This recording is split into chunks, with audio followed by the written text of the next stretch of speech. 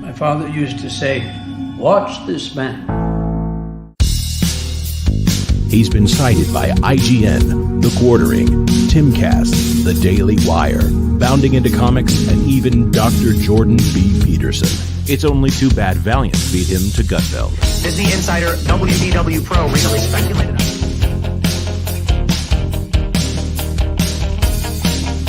Time and time again, he's broken big entertainment news live on the air. I've been following WDW Pro and his track record for years. If you want to find out what's on the horizon for theme parks, Pro is where you go. There he goes again. Honey Badger gonna do what Honey Badger gonna do. Scooping and scooping and scooping.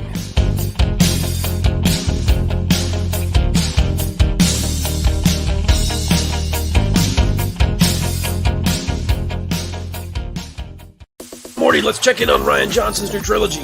Okay. I bypassed the compressor. What did you do, Ray?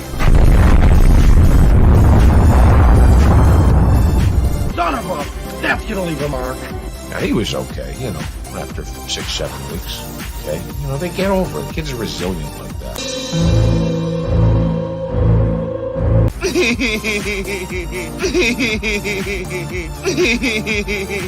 Yeah. I hate it. It's the standard, what would George do? I don't want you here. So sorry, George. I didn't think it would go like this. Blimey, you fools. I've fallen, and I can't get up. Weird. Stay away from liquor, kids. I have always liked Cowabunga. Cowabunga! Now that's more like it, Mr. Wayne.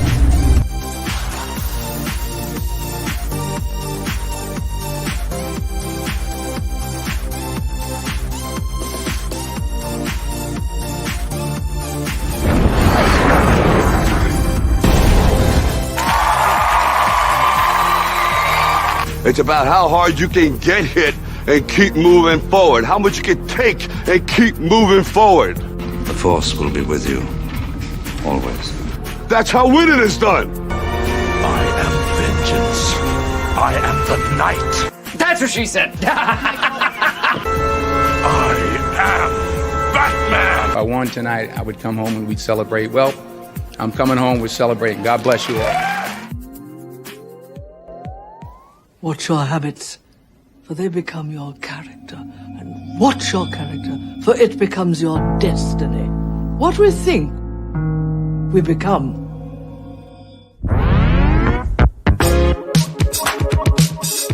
Ladies and gentlemen, boys and girls, in just 2 minutes, the lighting at the Magic Kingdom will dim for the performance of the Pro Show. We hope you enjoy and have a magical, truthful time.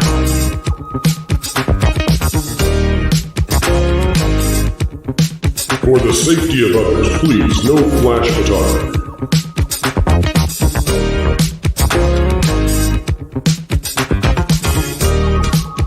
And welcome to Provision 3D. Alright, everyone, put on your puppy glasses. Oh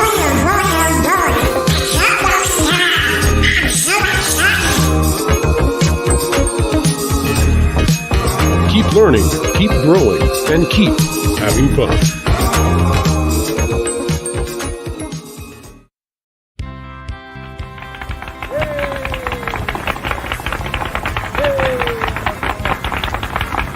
To all who come to this happy place, welcome.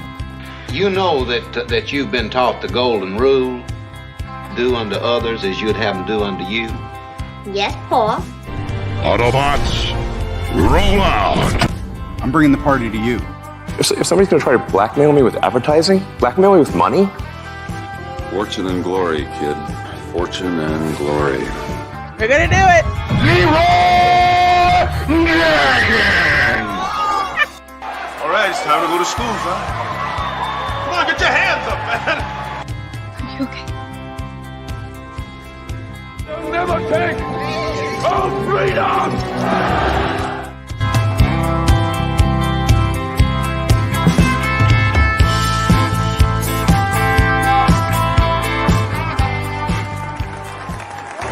From the redwoods of California to the hills of Tennessee to the Rockies in the Sunshine State and Maine with that bright and shining sea. From coast to coast in North America, it's time for your host with the most, bringing you all the entertainment news that should be fun. Ladies and gentlemen, boys and girls, it's time for the show that explains entertainment and gives journalists the next day's headlines. It's the Pro Show Live!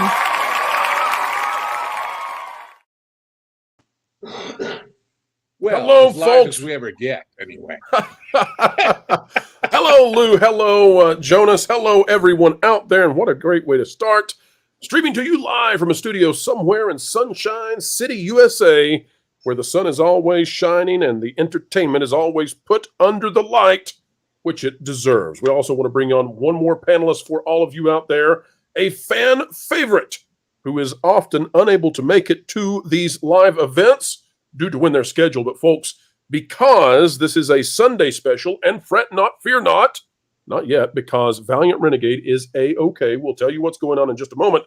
But let's welcome in our fourth panelist. You love him, you know him, you want the bobblehead. Lauren Connor is here with us today. Lauren, welcome aboard, sir. Thanks a bunch for having me. It's good to be here. That's right. We have a Lauren bobblehead? We need a Lauren bobblehead. We need one. Can I just say one thing real quick? Was that it was an anti-bobblehead. Well, I was going to say we would just glue it in place. But Jonas, what do you have to say? Nothing. Just getting ready to get started here. Should we do a synchronized sip? Everybody, are we ready for a synchronized sip? Lauren, do you have something to imbibe? Not nearby, but I can mime it. All right, folks, here we go. If you have a beverage on hand, it is, as we top 400 in the audience out there, just getting started. That's not static, folks. folks. Hold your drinks up to the sky, and let's all take a sip right now together. Lauren, it's a stein you've got there. Heck of a mug. Heck, Kungaloosh, everyone. Kungaloosh. Happy Sunday to all. And Jonas, there's been a lot. We could do the suck, suck, suck thing from Spaceballs, too. You want to do the suck, suck, suck right off the bat? No, I think people what they're okay. think Fine. Suck, suck. Let's do it. And the Disney stock just keeps going down and down and down. And then Bob Iger is all like, no, it's going up with our stock. Now, commence Operation Vacuum Suck. Suck, suck, suck. All right. Well, Jonas, we have had such frivolry out there in the audience as we were getting started. Generosity raining down upon our very, should we say, appreciative heads.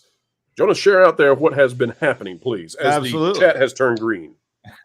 Well, first of all, I just want to point out that Nolan Thunder did say for $199, congrats on 70K. Bless the panel. Well, the panel is blessed with the sound of Nolan Thunder. Hello. Wow. Speaking of, that's what we're talking about. And continuing on. Thank you, Nolan, for making it and for the $199. Such generosity in the chat. Tripping Orc gifted 5 WDW Pro memberships. Very generous of him. As well as Red Tigress gifting 5 WDW Pro memberships.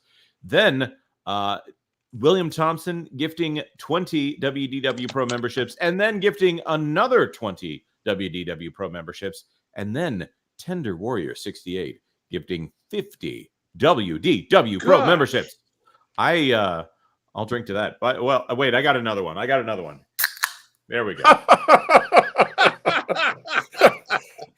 Folks, keep it coming. He may have to go through the entire case, but the case that we have on our hands is that we are a channel with an attitude of gratitude for each and every one of you out there joining us. But my, oh my, talk about kindness being given in abundance. William Thompson, Tripping Orc, and Red Tigress, and Tender Warrior.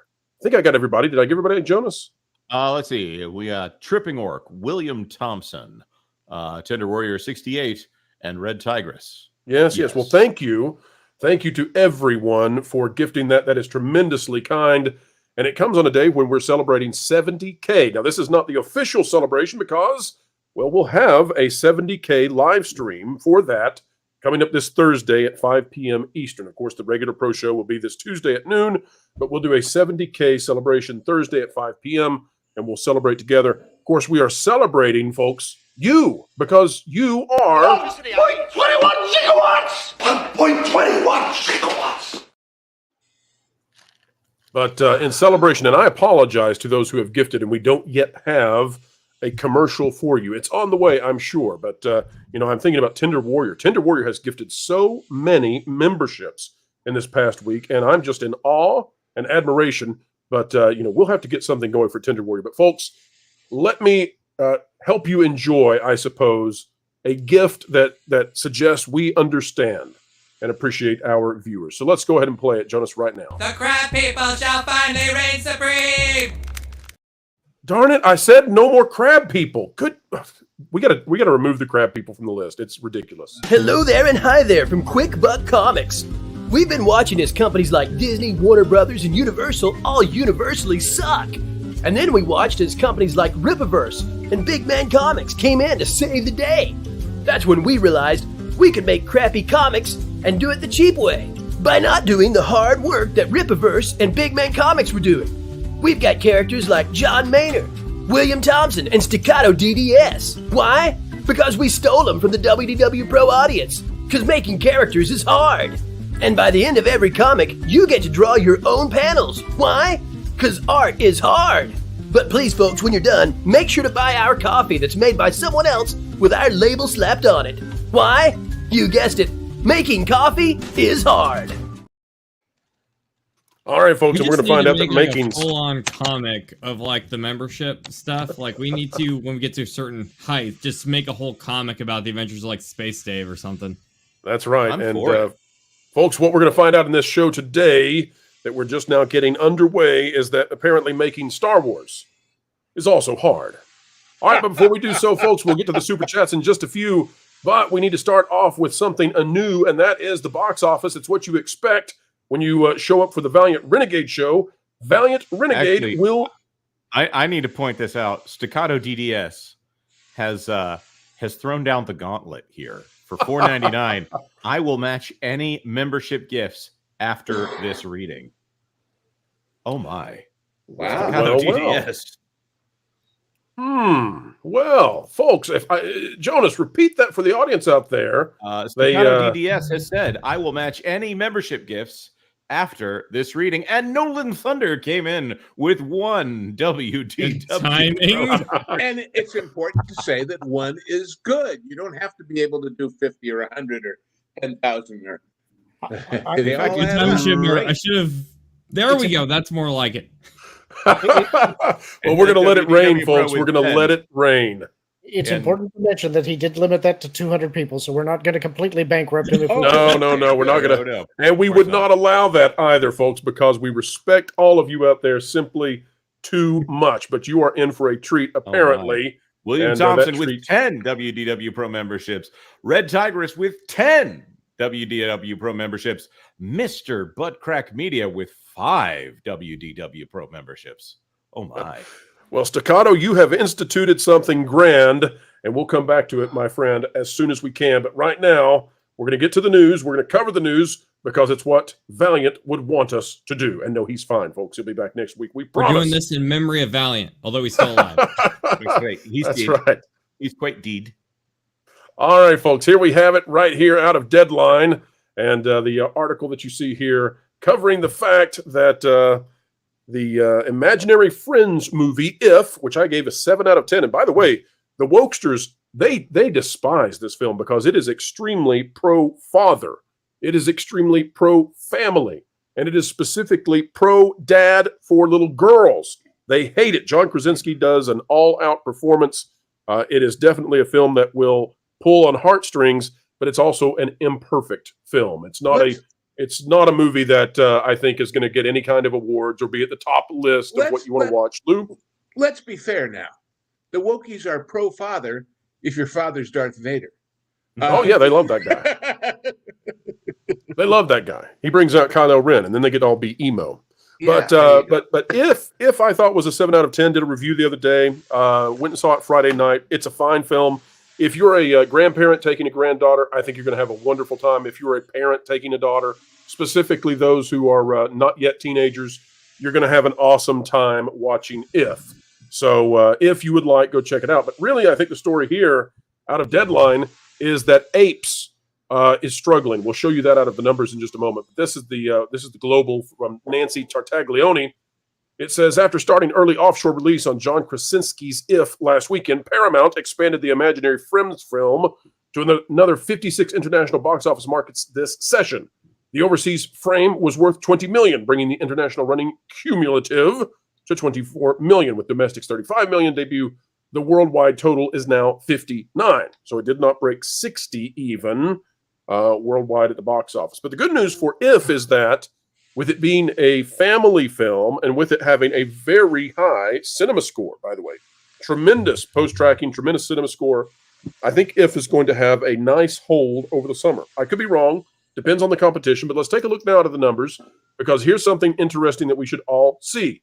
If comes out and lands $35 million in the domestic, and that's fine and dandy. It's making $8,661 per theater. That's just good. No worries there.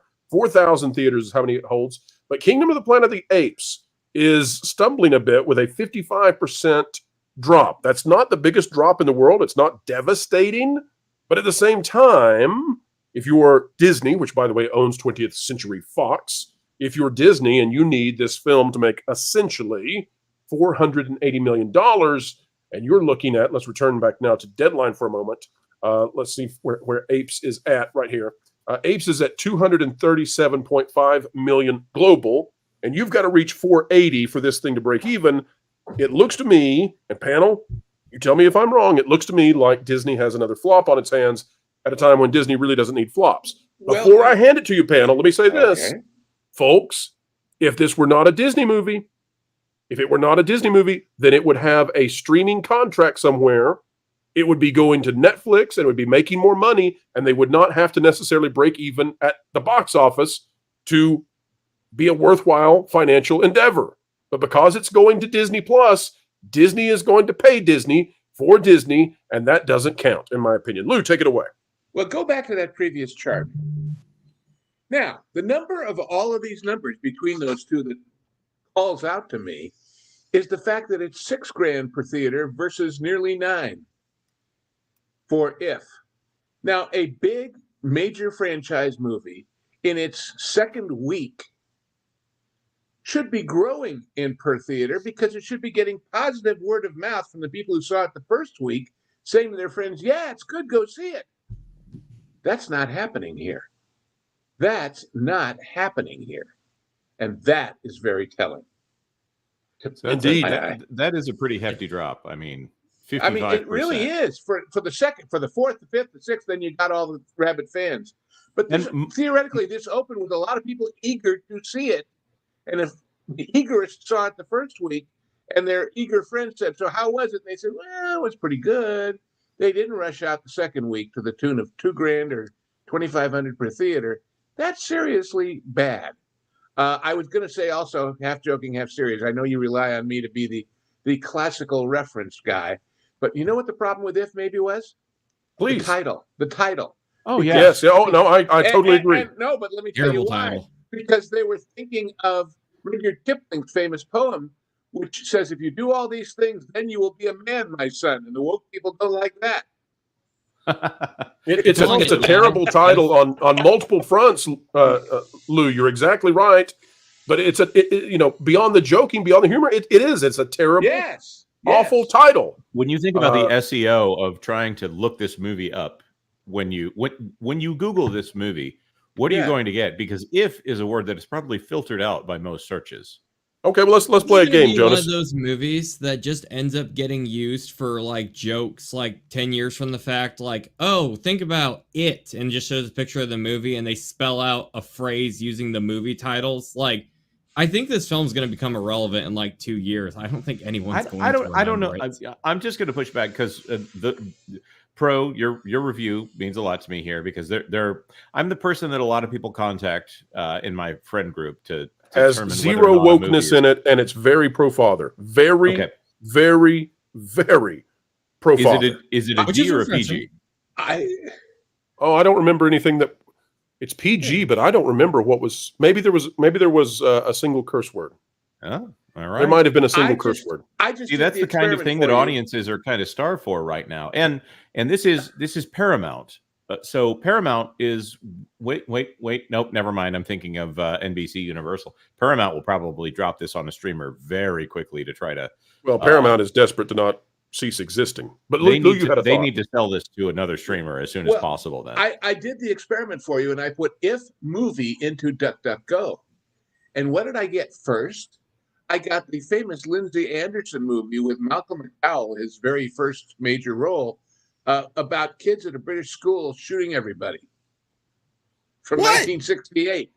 Then I got the teaser trailer for this. Then I got a review of this on CNN and in USA. And then I got IMDb coming back with the original If from 1968. And then Wikipedia with the original one. And then Collider talking about this one and a trailer on Variety and Rotten Tomatoes. And then back to If from the 1960s. And Criterion Collection selling the video of that. So you've got people are going to be confused. They say, "Oh, I heard this is a good thing to take the daughter to," and you look up the review and it says, "Yeah, it's about a couple of crazy kids at the school." It's basically long before it. It's a British Columbine. This movie. Just so let's push away from this, just so YouTube doesn't Oh, okay. Well, get on anyway, us too much here. Anyway, sorry about that. I lose track. Well, it's all I can do to keep track of World War II leadership of certain Teutonic Where's nations. Vash when you need him? The various lists of no-nos that you can't say on this platform. But Jonas, let's play a game for a moment, okay? Let's have fun with this idea that this is a terrible, terrible title, and it is. Jonas, you pretend to be a Hollywood executive, okay? And I'm going to pitch you something. Jonas, I'd like to make a movie where the title is OR, O-R, or, yay or nay? Is this a boating movie? Is this something about canoes? Mine. Okay, I sense disdain. Jonas, I want to pitch you another one. I want to make a movie called Of, O-F, Of. Yay or nay? Yeah, that's the one. That's the one with Stellan Skarsgård, right? That's the Scandinavian version of the one with Tom Hanks, right? Right. I've also got a movie named Anne, just A-N. I really want that little redheaded girl, right? Yes. I need that.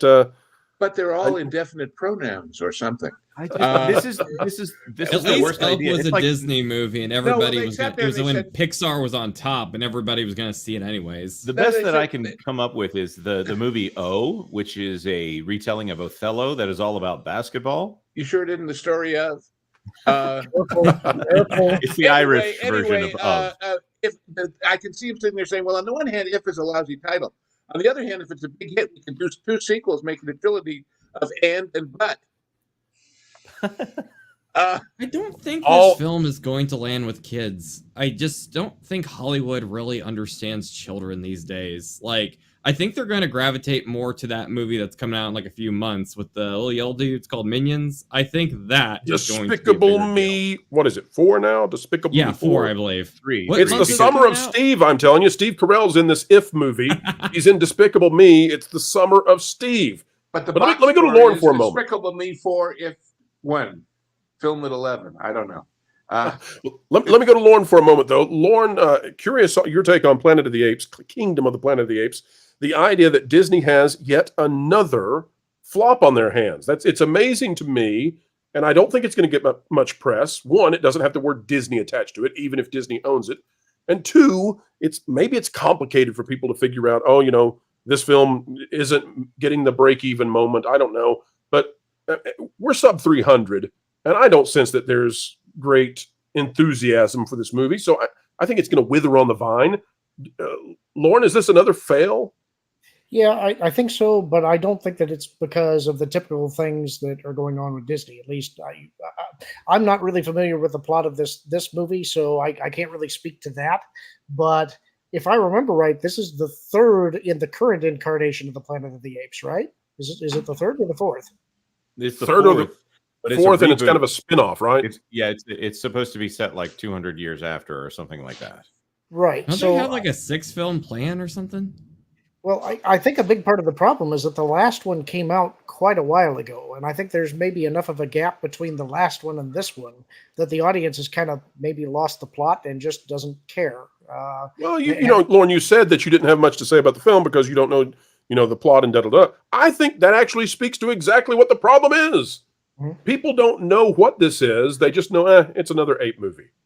And they're bored of it. Plus, there's a naming problem here that's similar to the movie If. People don't. Okay, the Dawn of the Planet of the Apes, War of the Planet. Sorry, Dawn is the second one. It's Rise, then Dawn, then War, and now we have Kingdom. And Kingdom is the start of the second reboot of the Planet of the Apes. Sorry, the third one. Forgot about Tim Burton here in the middle of all of this. Rise, Dawn, and War. Sounds like vocal group from the 80s. Joey actually has a great suggestion. This is what happens when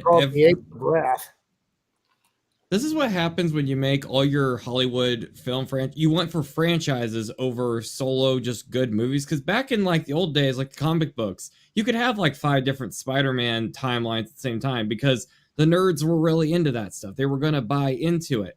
The mainstream media, or not mainstream media, the mainstream audience isn't going to care enough. Like if they kind of sort of cared about Planet of the Apes prior, unless you're a hardcore fan, they're not going to study every single piece of lore regarding these monkeys. Well, that's true. I'll also add here, Pro, we've got some amazing things going on in the super chatting area here. Just need to remind you. Right. Well, folks, let's wrap then on the story of the box office. There's not much of a story there, simply because there's a dearth of content. But if you want to know what is the line, what is the hook, what is the takeaway, perhaps it is that Disney has yet again failed, and perhaps it is that If might just break even or do well enough that John Krasinski gets another stab at it. It's a worthwhile film. Jonas, we've got more than worthwhile super chats and membership giftings. Let's take a look at them right now. Well, the thing that I just need to point out with the Planet of the Apes, it turns out it was dearth all along. Nita Sebald for $200. Today is my birthday. Best present I could get is a fat dose of Pro Truth. Happy birthday! Nita, Happy birthday! Thank Nita, you. you Nita, have some cake too, will you? Please That's right. have some cake. Nita, I No just candles. came from a birthday party, and I just didn't know I was celebrating your birthday as well. But you have purchased something with this super chat that I don't think you were anticipating. Jonas, I think it's time to wish Nita a happy birthday in the form of Morgan Freeman, followed by, because this is, again, a $200 super chat. Please wish Nita a happy birthday for Morgan Freeman, and then perhaps a song by the illustrious, legendary Randy Newman. Happy birthday to you. Happy birthday to you. Happy birthday, dear Nita Sebald Salt. Happy birthday to you. And For she's a jolly good fellow. For she's a jolly good fellow. For she's a jolly good fellow. Which nobody can deny. Nobody can deny. Nobody can deny. Yeah. A command performance, I tell you. I have All a right now, confetti bro. cannon with me, but I'm afraid if I blow that thing up inside, it's going to shoot throughout the whole house. I'm No, kind of let's scared. not do that. That would be a mistake. Yeah, you gotta save the confetti cannons for the 70K celebration. Okay, all right, I'll do that. Oh my Thank goodness. you, Nita. I have a feeling Pro is up to something here because he's been silent for too long. Thank you very much, Nita. It's much appreciated and amazing. I need to go back and catch some of these super chats from the first part of the show. Araxis, member for 13, powers out here in Houston. I will try to catch or watch later. Have a good show. Oh, now it's my show. Mexican Iron Man is a YouTuber. That's I can neither confirm nor deny. Sutton Creek Productions, member for 5. Congratulations on 70K subs, Pro. Well, since Pro is not here to interrupt me, let's see. I'm going to interrupt myself with this one. You serious, Clark? Yeah, seriously. 70K. All right, let's see here. Additional memberships have been gifted. Cyrano 2960 gifted 1 WDW Pro membership, as well as Space Dave 2000 gifted 5 WDW Pro memberships. I'm noticing a lot of cats in these avatars. Is this starting a trend now? There is a lot of catitude in the chatitude, and we have, well, of course, a lot of gratitude. You know who we have a special gratitude for? Oh, he's back. Sorry, guys. I was going to go a different direction with this. And let me know if my audio's off. I had your singing, Jonas, must have brought the house down. Had a power surge, and it took a moment for the backup internet system to kick in. So all I can say is strange things are happening to me. 900. Wow, in the chat. That's pretty amazing. But you know what's even more amazing? The fact that we've got someone here to clarify his stance on whether or not he is or is not a YouTuber. A man who I'm going to say is not a YouTuber, Mr. Mexican Iron Man. Great to be with you, fine gentlemen. I know that when I come to the Pro channel, I'm in a safe space, and I'm not going to get all these wacko terrorists that attack me in the live chat and say I'm a YouTuber, because that's the last thing I'd rather be on planet Earth. Thank you for your support, people of the internet. Well, now, Mike, we've got a poll going right now, and the poll is asking who is the better of the voice actors, talking about the voice actors who are dominating right now, Steve Carell, Chris Pratt, or Jack Black. Do you have a preference, Mike? Who's your guy? You're a Jack Black guy? Chris Pratt, because of his rifle handling skills, probably would be my number one. That's a really good point for Chris Pratt. See, here's the thing about the voice acting part of it. They are not playing other people very often. They are playing themselves in a voice role. Steve Carell does have a little bit where he's putting on a voice as Gru. Wait, he's Gru. Right. So he's Gru, and he's the purple if that is probably called Grimace at least once in that movie by Ryan Reynolds. But that would be funny. I cannot say, though. I cannot tell you this. Yeah, Jack Black is, the dude is amazing. It's a battle royale right now, Jonas. It's Steve Carell versus Jack Black. Very close. Steve Carell at 42%, Jack Black at 38%. So hopefully folks will vote, and we'll get a decision here in just a few. But and remember, Jack Black has other skills. For example, he was the only person I know who could still share a frame with Lizzo in that Star Trek thing. But Jack Black couldn't voiceover even. Actors, guys, let's face it, none of them are Paul Frees or Thurl Ravenscroft. Oh my! Okay? Oh no. So William Thompson for 10. Happy 70K subs. No one almost doesn't deserve it more. Heavy on the almost than you. I hope VR is okay. Here's to the next 70K subs to 140K subs. Congratulations. Well, thank you, William Thompson. And I'll say the last 10K were the hardest 10K by far. YouTube put the brakes on a little bit, but we're moving steadily again, and that's great. We're happy to have every single person who's subscribed, every person in that 70,000 seen and appreciated. And we know we would not do any of this without folks like William Thompson, by the way, and nice hat. It's a very fine hat. MH for $19.99 in Saudi Arabian Riyal. Out of topic, but talk to us about the Big Five studios and would the old studio system return? This is similar. I'm gonna pair this as well with Motley 102 for $2. Do you think Universal will buy Paramount? No. Lou, there was your thoughts on there why for a little while. There were negotiations. There was something brought up that made it seem like Brian Roberts might be interested in Paramount or even Warner Brothers there for a brief moment. But I think he might actually be more interested in Warner Brothers than if he says he's interested. All he's trying to do is bump the price up when Bob bites. Oh, please, Now, as far as surely Bob won't buy studios, anything else.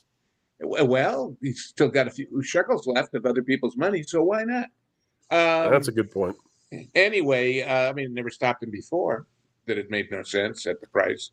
But as far as the Big Five, Big Seven, and the Pack 8, the old studio system would not return for lots of reasons of structure and legality and one thing or another. But on the other hand, if there's any studio that is most like the old studio system before the consent decree made them get rid of the theaters, It's got to be Disney with Disney Plus, because it means that they're only producing product for their own outlet and foregoing putting it anywhere else. And we can see how well that works, right? So here's a question for the panel. The studio system and the Big Five, I suspect now that's a dramatically different looking, I don't know what you want to say. There's a new pantheon in place. How's that?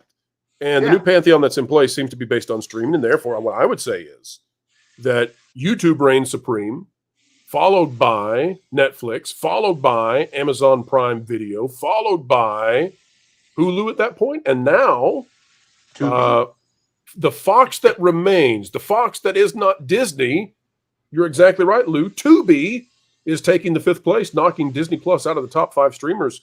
That is the huge news that none of the mainstream media want to cover, but it is the news that must be covered, because the idea that Disney Plus proper is cannibalizing Hulu and dragging both of them out of the top places is amazing. Right, and I'll just have to point out that Apple and Google are up there at the top, ready to do a Pantheon raid, should they ever decide to pony up the cash to do it. The one thing they're missing to do a Pantheon raid is they don't have John Belushi to lead it. Those Pantheon raids were great. Legendary. Space Dave 2000, member for 12. Sorry, Pro and panel, haven't been able to donate like in the past. Still not working, but you always have my support as much as possible. Congrats on 70K, and congrats on a ton of membership gifting and that $199. Wow. Dave, no apology is ever necessary. Ever. No, never have to. Oh my goodness, Pro, stop talking, man. You are botting something bad, man. I don't know what's going on with your internet, but let me handle this for you. Space Dave, you do not need to apologize for anything. We appreciate you no matter what. Really, we mean that. No matter what. Always glad to have you in the chat. Always glad to have you as a member if you are able to be a member. We appreciate you, buddy. Also, speaking of memberships, William Thompson upgraded to Promium. Thank you so much, William Thompson. I wish we could give you our top level, which is VI Pro. You obviously deserve it here. We'll have to figure out if there's some way we can do that. If not, get in touch with us. We'll make sure you get whatever is offered at that high level. Let's see. What do we have here? DAGAZ Rune. Degaz Rune. I don't know. For 10. Just out of the If movie, 14-year-old daughter loved it. 4-year-old enjoyed it. My 14-year-old daughter instantly picked up. It was about depression, and she loves Ryan Reynolds. Parents should take their kids. See, this is fascinating to me, and I wish Pro was on the panel at this point, because there are movies and things that can broach these topics without saying, by the way, this is a movie about mental health. Whereas Inside Out, we want to sell you a plushie about it. Right, exactly. Exactly. You can have a movie that is about something without even saying what it's about. In fact, you could argue that that's a better movie if it can be interpreted as about something like The Lion King can be interpreted as being about Christianity. It's not about Christianity, but it can be interpreted as that. If you have enough subtext and universality in it, it's generally a better film. Go ahead, Lou. More importantly, for its financial success and all those grotty little things we talk about, if you can take your family of a 14-year-old and a 4-year-old and they both found something to like, that's pretty impressive in this day and age when things seem to be so demographed and so focus grouped and so aimed at, well, we're looking for people between 18 and 18 and 3/4 who have blue hair. That's pretty powerful. That's the most powerful thing in that statement to me. Would that be described as a 4-quadrant picture? I don't know. Angela Richter for 10. I'm enjoying today's show so much. Thanks. And thank you, Angela Richter. Yes, we do have a lot of cats in the chat. I love that tiger face right there. You mean the cat in the chat came back? Perfect. Oh, let me see here. I don't think I'm allowed to put this one up on screen. Slade Wilson, the return man, member for 13 months. I honestly could care less about anything coming out of Disney. They have violated all their IPs and continue to sweep the floor with children. Scumbag company for sure. Yeah, I don't think I can. I don't think I can disagree with what I translated there. I hope one day you get like an award for being able to translate all these super chats, kind of like an Oscar speech award or something. Well, it's a heavy burden on my head. It's heavy. What is it? Heavy lies the crown on. That's right. Yeah, I something imagine like that. you in one of those booths at the UN, translating everybody. And remember that when we used to watch the UN, they would always say, "I waive the right for simultaneous translation." So, anyway, I remember it, but I'm old. Let's see here. We got Scott Westbrook gifting 5 WDW Pro memberships. Thank you so much, Scott Westbrook. It is much appreciated. Pro, you want to do an audio test? Check 1, check 2. No, you sound awful. Absolutely awful. Oh my God, I cannot hear a single word that he's saying. Oh, that's horrible. Horrible. Mike, isn't that the worst he's ever sounded? Jonas, hold on. Jonas is slapping me a $20 bill under the and he has a note here. The note says, hold on, let me see what the note says. Mike, when Pro comes back on, make sure you think that he thinks that he believes you that the internet does not work and that we should redo the show until tomorrow. Okay. All right, folks. Well, it's been a great show. We'll catch you all soon. No, I'm kidding. Don't leave. No. Yo, Stormweaver, I wanted to wait till you were back for this, Pro. Stormweaver for 100 Canadian dollars. I'd like to thank WDW Pro and his crew for all the great content. All the best from Canada. By the way, may woke rot in hell. Well, that's where it came from. Egg-sucking piece of gutter trash. Woke out there. That's right. It's happening again, Pro. Thank you, Stormweaver. Oh my, Pro. I think we're going to have one of those shows here. Captain Fandom Nerd, member for 4. Mexican Iron Man. No estás una YouTuber? Yeah, that super chat's just wrong. That's wrong thing. Let's keep going. Samuel Main gifted 1 WDW Pro membership. Thank you very much. If we could get 1 WDW Pro on the channel, that would be fantastic today. All right, as is Dead Chicken for $5. Just sub to this new YouTuber, Mexican Iron Man. His content is amazing. Oh, thank you, but he says thank you. No, thank you. Really, no. Matthew Johnston, member for 2. Mike, I await your live rant on Amazon's Run of Poop. Well, I think this is a reference to Rings of Power, perhaps. Yep. Well, I don't have one yet. I just saw the trailer and it sucks. But I mean, Matt, I'm just going to tell you, remind me after the show comes out because I'm going to rip them a new one. I can't, but I don't have anything on the, I mean, I got to tell you, the trailer was pretty boring. I mean, it was kind of, well. Yeah, it was very lackluster. I honestly wonder if they would do a better job with this, if it would be received better if they just took all the Lord of the Rings references out of it and they could just have a normal show that was in a fantasy setting. But instead, they have to be frittering away Tolkien's legacy. My theory on trailers is this. People involved are putting into that what they think are the best things they've got. Therefore, if they suck, A, it sucks, or B, they don't even know what good is. So either way, that's not a good sign. I mean, they don't make a trailer to show you the interstitial plot points. They make it to show you the wow, the sizzle. And yeah, okay. We might have lost Jonas. Yeah, we may have lost both of them. Okay, who's reading super chats? Well, I think Iron Man. Oh, sorry, that was just I had my finger on the mute here. Hail Mexican Iron Man.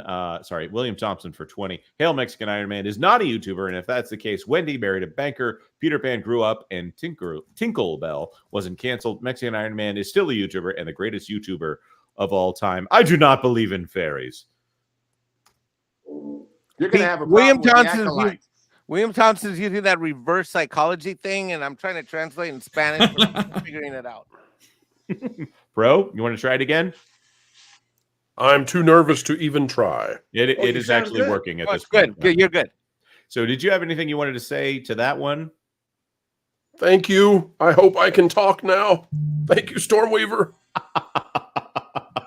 And of course, William Thompson here with an epic takedown of Mike's either YouTuberness or non-YouTuberness.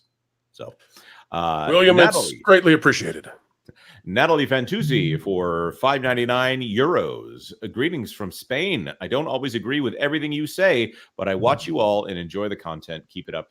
Thank you very much, Natalie. It's always appreciated. I hope your trip went well. I do believe you said something about booking a trip a while back on the channel. And I hope that turned out all right. Shrebbles for $4.99. Mexican Iron Man is not a YouTuber, and he loves Harry Elf. Ha! I'm Patronus Abracadabra. Kill me. Ha! Mexican. That is very disappointing. I don't do this YouTube thing very often, and this is a very disappointing night. Pro. You're the one who's out of this world, sweet baby. You're the one who's out of this world. Yeah, there's no way that ended up on screen without Pro saying something, so I'm going to assume. Pro, you there? I don't know who played the clip. It couldn't have been me. Really? I know who did because I can see the dashboard. Kelland for $5. Medmud gifted. Sorry, I need to make sure this gets said. Medmud gifted 5 WDW Pro memberships. Thank you very much, Medmud. Kelland for $5 saw Madam Wet hit Netflix this week. I don't think people are going to movies because they can't afford it unless they're very interested in it. Yeah, that's my theory. People are looking ahead at the economy, saying it's only going to get worse, not better. And we've been disappointed so many times. And I don't think it's just we don't want to go see Disney. I think it's just we don't want to go and blow a young fortune when we don't know where the world's going. And maybe we'll stay home and watch the stuff we can trust. Not a bad point.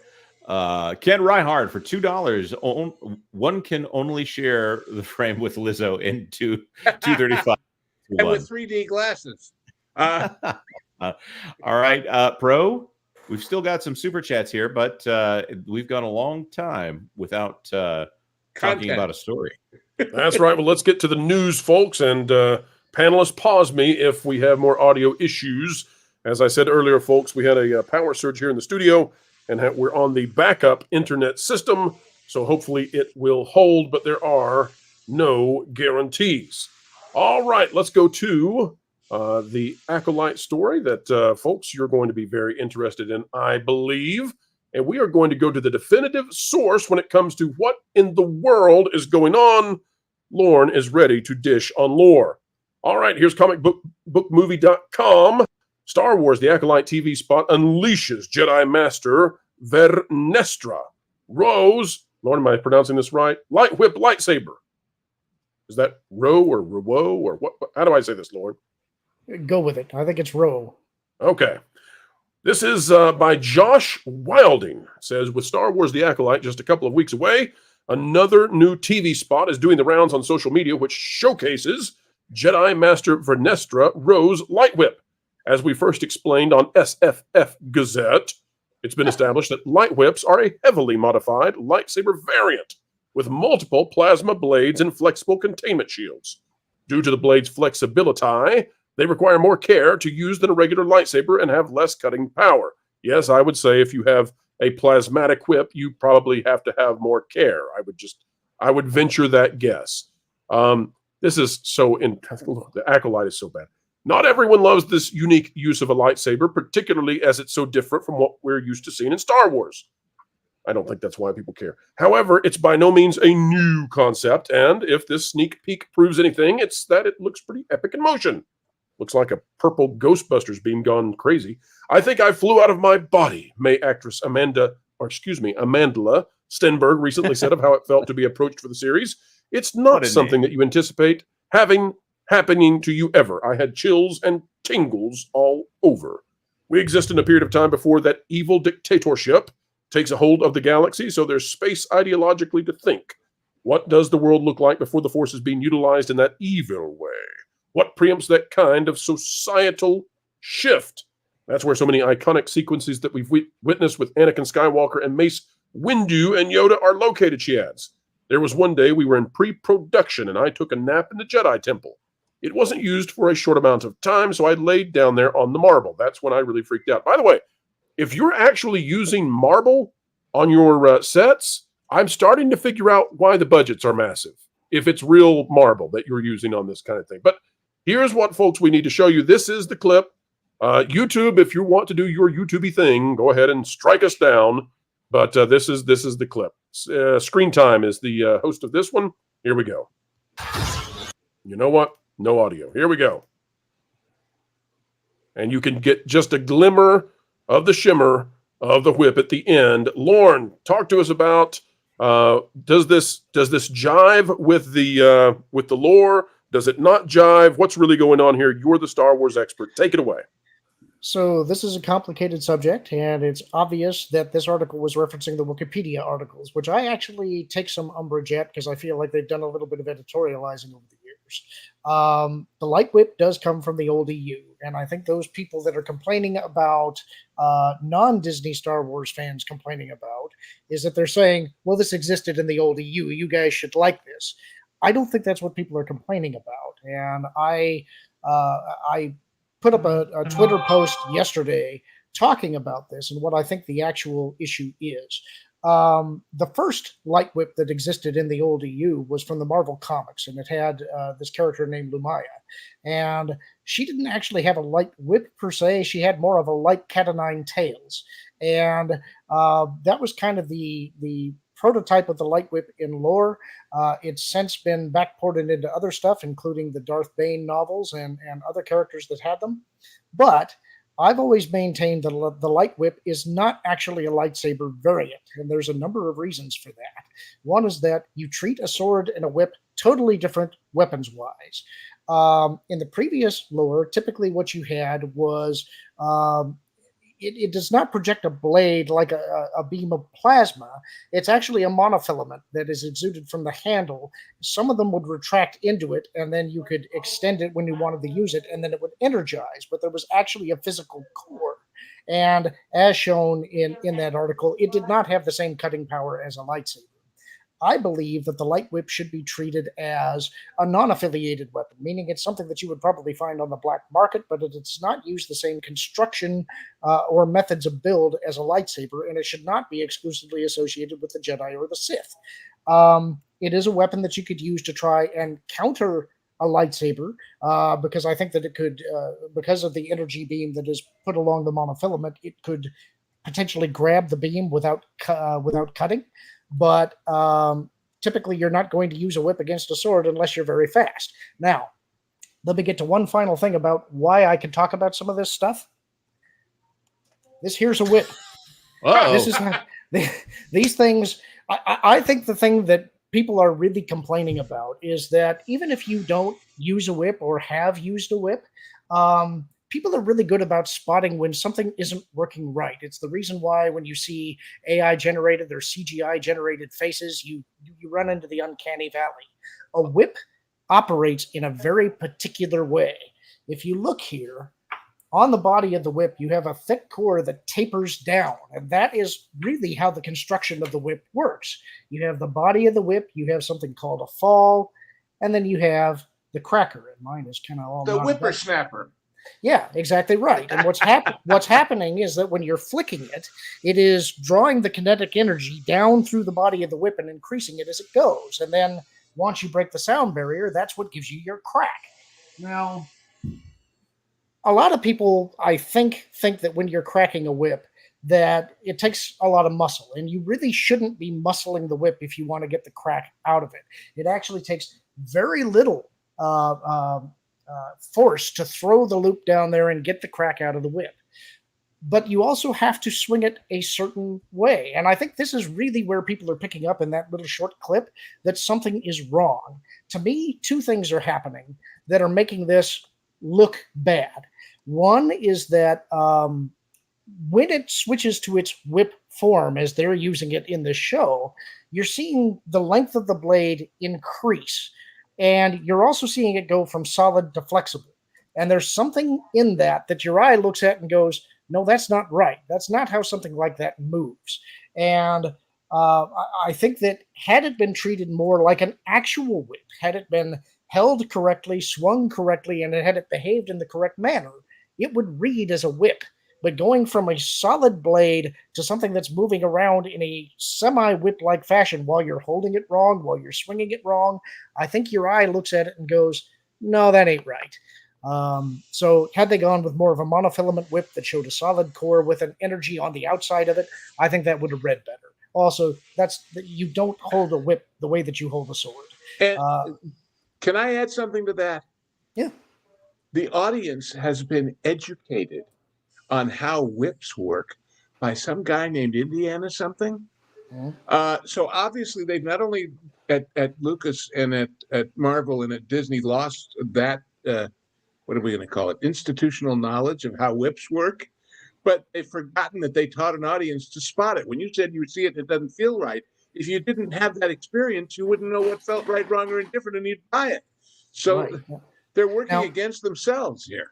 Here's another thing, which is something. There's one thing before you get to that, Lauren. I just want to point out we might have someone. There was another movie that incorporated whips, and that was Batman Returns. We have someone who might be able to speak to some of the action in that film. Joining us here from Midnight's Edge After Dark, Mr. Tom Connors. Oh yeah. Can you help me solve this crime, Mr. Bat Time? I think I can.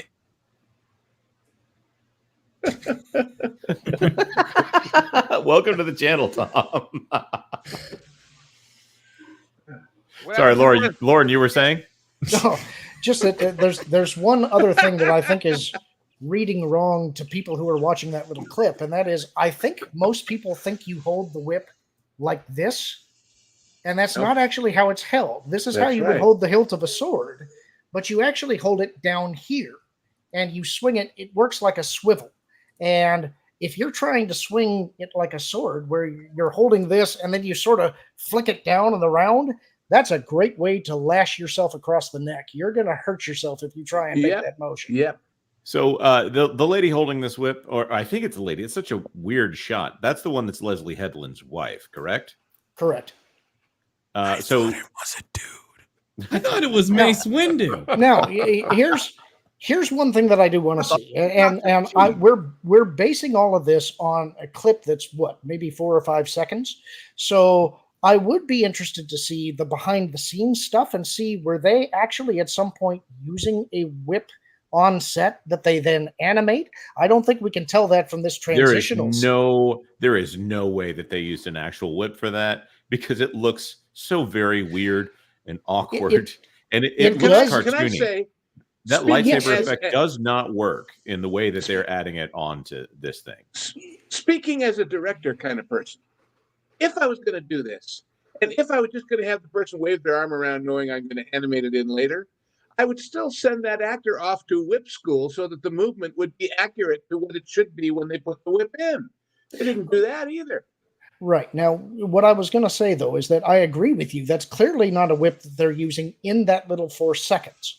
But that's when it's transitioning between a blade to something that they are wanting to look whip-like. I'm curious to see what the longer clips will look like, because if they really want this to look like a whip, it seems to me like they're going to have to animate a whip. And so there may be cuts. There may be a time when they stick something else in her hand. I'd be interested to see that. I don't want to judge this completely off of this little 4 seconds, but I can tell you this 4 seconds looks awful, and I think that's what people are complaining about. Back in the day when they were forced to, use like practical effects and stuff, say they were trying to achieve this by using a bunch of lights inside of like a some sort of shell contraption or something, they'd have to bend to the reality of whatever physics demands. And now that they can just edit it all in a computer, it's like a comic book. It will just go full on ridiculous and nothing looks right if you don't study up on how they actually work. And let me add to what I said before. I'd send all these animators to whip school too, so they'd see it. Remember all the reference actors that Disney always used in the old movies for dancing and for moving to make sure that what they shot with models, the animated characters would look fluid and look like the real thing. These people just, a whip is, okay, we'll do it this way. There's no connection to the reality here. By the way, before we started the show, I was reading the chat and I noticed some guy named DL Fendel said that he thought this was really a promo for what will become the Star Wars equivalent of Dole Whips, and we'll have red whips and green whips at Galaxy's Edge. So, well, this is definitely merchandising opportunity. You know they looked at this and said, we can sell these at Disneyland. We'll have little glow in the dark whips. They'll just be, the normal light bands we're already selling, but we'll put a little whip hilt on it, and we'll put Star Wars on it, and we'll make money. That's the idea here. It's cheap, easy, effective, except nobody's going to watch, so never mind. What about those ribbon dance things that they were promoting for the indie stuff? Just Lord, make them glow in the dark. That's all. Okay, with phosphorescent paint. Lou, you bring up such a great point. Folks, you may not know this. Am I messed up again? No, you're good. Okay, thanks. I thought Jonas was good. We'll get to Staccato in just a moment, and happily so.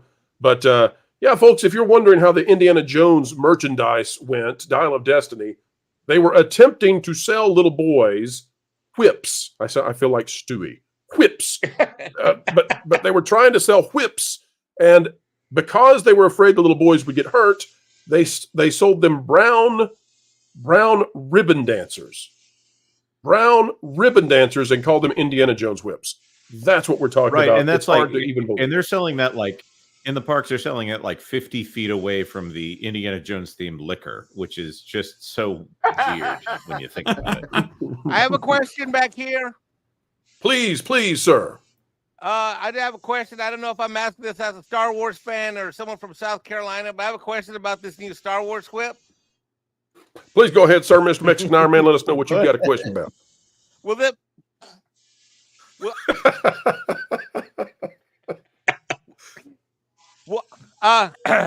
Serious question. Will this whip enable the Jedi Masters to keep the Jedi younglings on the Jedi plantation? Oh, gosh. All right, folks. Mexican Iron Man has got us in trouble with YouTube. You don't know what you're going to get. You don't know what you're folks, going to get. We're in deep trouble. We'll be right back, folks. After these messages, we'll be right back. On the next episode of Space Dave 2000. Well, hello there, Space Dave 2000. I see you've brought Josh Hammond to help you this time. But you bandits of bumbling buffoonery will have no success against me, for I, Skeletor, will defeat you. How will Space Dave 2000 defeat Skeletor this time? Will Josh Hammond be able to use his Ray of Destiny? Tune in to Space Dave 2000 tomorrow. All right, folks, I think that gave us cover from the censors. I don't think they're going to catch what Mexican Iron Man said. Producer Extreme. I think we're okay. And to the censors, he's not a YouTuber. Don't blame him. I don't know what I'm doing. You can't even blame me. I don't have any subs. I'm not monetized. I don't know what I'm doing around here. But on a serious note, I got to at least say they're trying. They're trying to come up with something new. I think it's dumb. Let's get Lauren the last word on this, and then let's go to the super chats. But yeah, Lauren, what do you make of that? Do you think it's at least, should we applaud them for trying? Well, if they were actually trying, sure. But I think somebody mentioned to me last night, it's like, look, they're reaching for member berries again and reaching into the old EU to bring in something that existed before, sort of to act as a shield against criticism of how they're deploying it. And I think that's pretty right. I think there was a way to do a light whip that would work and look cool. Based on what we've seen so far, this ain't it. And it's certainly not going to help him with the rest of the show. So, yeah. Oh, Cher Bear, that's brilliant. Did you see what Cher Bear put? Oh, yeah. Sounds like one for the the date. What? All right, Jonas, let's go to those super chats and another opportunity to show our gratitude to those who are giving so generously our way. Go ahead, Jonas. Ooh, Motley 0102 for $5. Why would Universal choose WB over Paramount? And how would that translate to parks and other products? And congrats on the 70K. I got one answer for you. WB owns the rights to, Harry Potter. So that is already a massive presence in Universal's parks right now. They also, of course, have this. They have the the Nintendo movies over there. At Universal. Wait. That's what am I getting mixed up here? There's another huge franchise that's WB that Lord of the Rings. That's right. So yeah, from the theme park standpoint, of course, they want all of that stuff. And Brian Roberts has his own little empire over there. So he would, of course, be glad to pick up all of those WB franchises. Tom, do you have any comments here on that? Well, I'm on the fence of where I don't think that Universal would be able to buy Warner Brothers. Oh, I agree. I agree, but why would they want to is the question. As far as wanting to, yeah, those things are all good reasons why. Although I'm not sure where the licensing falls in some of those things as far as Lord of the Rings and such, but you're right, they already have Harry Potter, there's DC they can add to the mix and other things like that. But overall, like, and considering Warner Brothers was eyeballing Paramount, I don't think they're as for sale as some people were trying to put, out there in the ether or whatever you want to call it. That's just my opinions on that. But I don't. Has Universal made a play for Paramount? That's news to me if they have. No, I haven't heard anything about Paramount. I think they were voicing. There have been hints dropped by guys like Alex Sherman that that Universal might be interested in either Paramount or Warner Brothers. So it was an interesting comment made by people that should be connected on that. Right. All right, Marcus Quintus, member for 7. Mexican Iron Man is so humble for being a great YouTuber. Thank you for the first half of that member chat. The second half is stricken from the record. Super Dave, USA, member for 3. Thank you, panel, for all that you do. Well, thank you, Super Dave, for everything that you do. Packing Protons for $5. The idea of a Star Wars whip isn't a bad idea, but why does it have to be a lightsaber variant? Hope Valiant is okay. Yeah, I'm looking forward to hearing from Valiant. He's fine. Just wanting to get him back on the interwebs very soon. We're actually strategizing with Valiant right now. May have news a little bit later in the show. We'll let you know what we've got. But Valiant is a-okay, folks. We were making some jokes about as long as we pay the ransom anyway, he'll be okay. Well, darn it, Tom! That was at the top of the demand. Don't mention. I didn't mean to let it slip. I thought it was already well known. My bad. It said in red crayon, "Don't mention the hostage." It said that. Gosh. Well, no. As is Dead Chicken for 5. Off topic, but does anyone actually care that George came back to Star Wars with all the DIE mandates? Luke will still be forgotten, and it still leads to Blue Men. Sorry, YouTube. Did he? Well, so Tom, I'll tell you what that's about is we've heard and from a very, very solid source. So it's about as close to.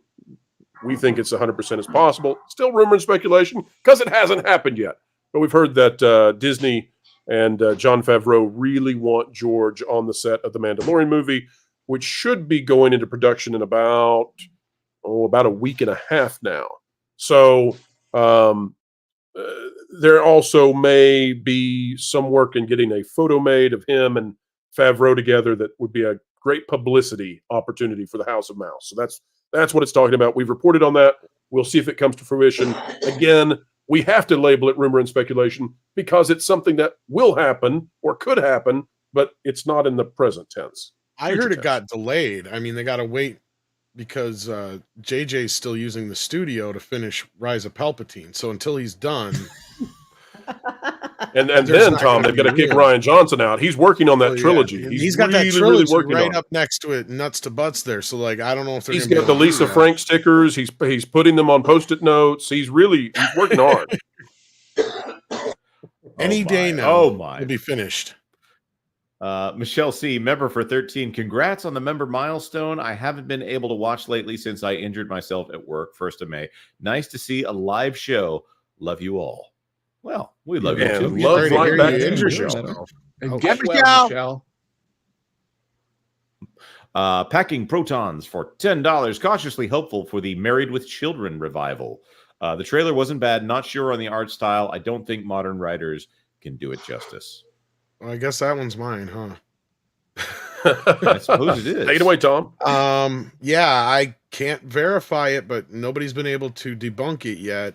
I got sent some interesting messages, let's say. I'm not even going to say where I got them initially. Because first it was some pictures, and I posted those. And I started saying to this individual, this can't be real. That looks horrible.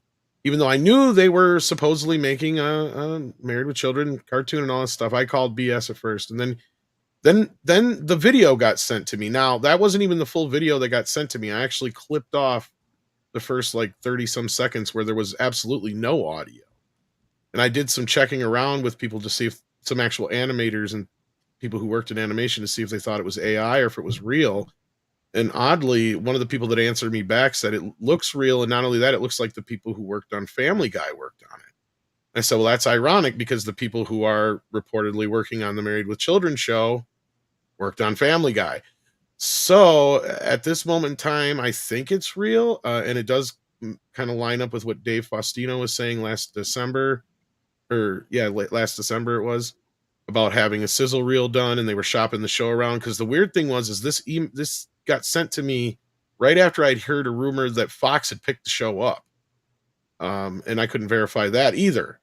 So I'm kind of stuck in this weird place where I can't verify this stuff right now, but right now that looks like it's legit. And the other part of the rumor is I'm hearing it's going to be on Fox alongside Family Guy and all that stuff on Sundays. So because a lot of people are, see, Sony actually owns Married with Children. See, people are always like, wait a minute, I thought it was Fox. No, actually Sony produced the show. But it was on Fox, yes. So yeah. And now we're hearing that Family Guy is delayed for 6 months or something like that. Like it's becoming a mid-season replacement, even though it's a legit. This is so confusing. What was in top 10? Going to be a mid-season. It on Hulu. It charted in the top 10 on the Nielsen ratings for shows. Family Guy definitely killer on streaming, but they're talking about having it come in at the mid-season replacement moment this season, and Just Ordinary Guys, or whatever that name of that show is going to take Family Guy's spot in the Sunday animation domination, or whatever they call that, over on Fox. So Fox is saying, yes, we still want your show, we're just not going to show it until after we're done showing this other show. So we're going to talk about this more on Extra Magic Hours tomorrow at 10 p.m. on That Park Place. But there's something strange going on with the schedule over there, and there's contention between Fox Corporate, which is not Disney, and Hulu at this point, which is Disney, even though they own part of Fox. So see, that was my confusion. As a veteran of network scheduling trials and tribulations, that everything old is new again. This has gone on since the dawn of time, this kind of game. In fact, I told the story about a show I was doing that was going to be a mid-season replacement, but they didn't know which time slot it was going to get. And because of those, remember those news breaks they used to have on the networks? Because of those, every half hour of the primetime lineup was slightly different by a few seconds as far as the running time of the show. And we didn't know that. We're just making the show.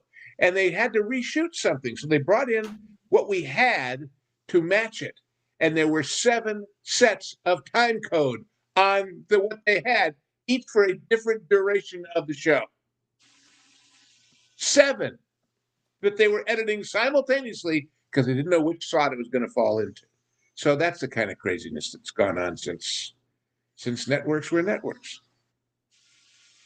But to me, that just shows how much money must be going through there in order for them to be able to afford 6 different versions. We need to jump ahead a little bit here on the Super Chats, specifically because Staccato DDS has not only gifted 50 WDW Pro memberships, he's also gifted another 50 WDW Pro memberships. Wow. And gifted 20 additional WDW Pro memberships, and for $10 has said the 20 gift was on behalf of Space Dave 2000. Hang in there.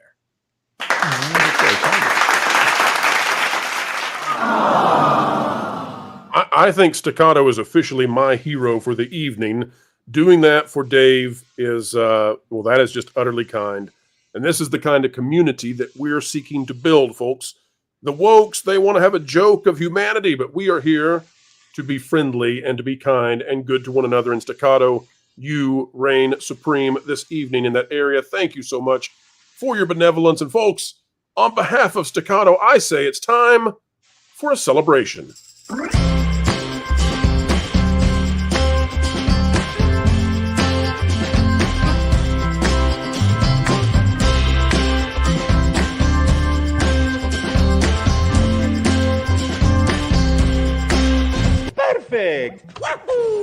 And the Disney stock just keeps going down and down and down. And then Bob Iger is all like, no, what's going on with my stock? No, can't.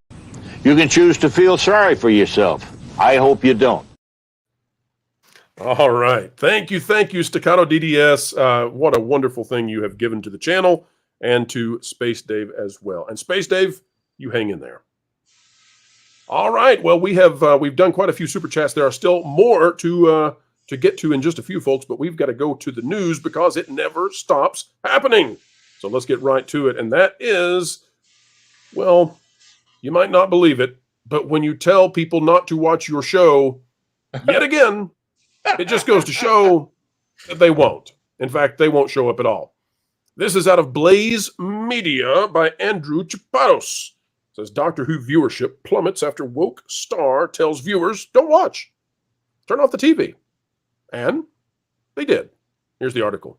The beloved British series Doctor Who did not live up to ratings expectations after its star told viewers not to watch if they had a problem with the progressive messaging of the show. Its cast, former lead and director have been promoting progressive ideologies recently, while the show's viewership has been cut nearly in half.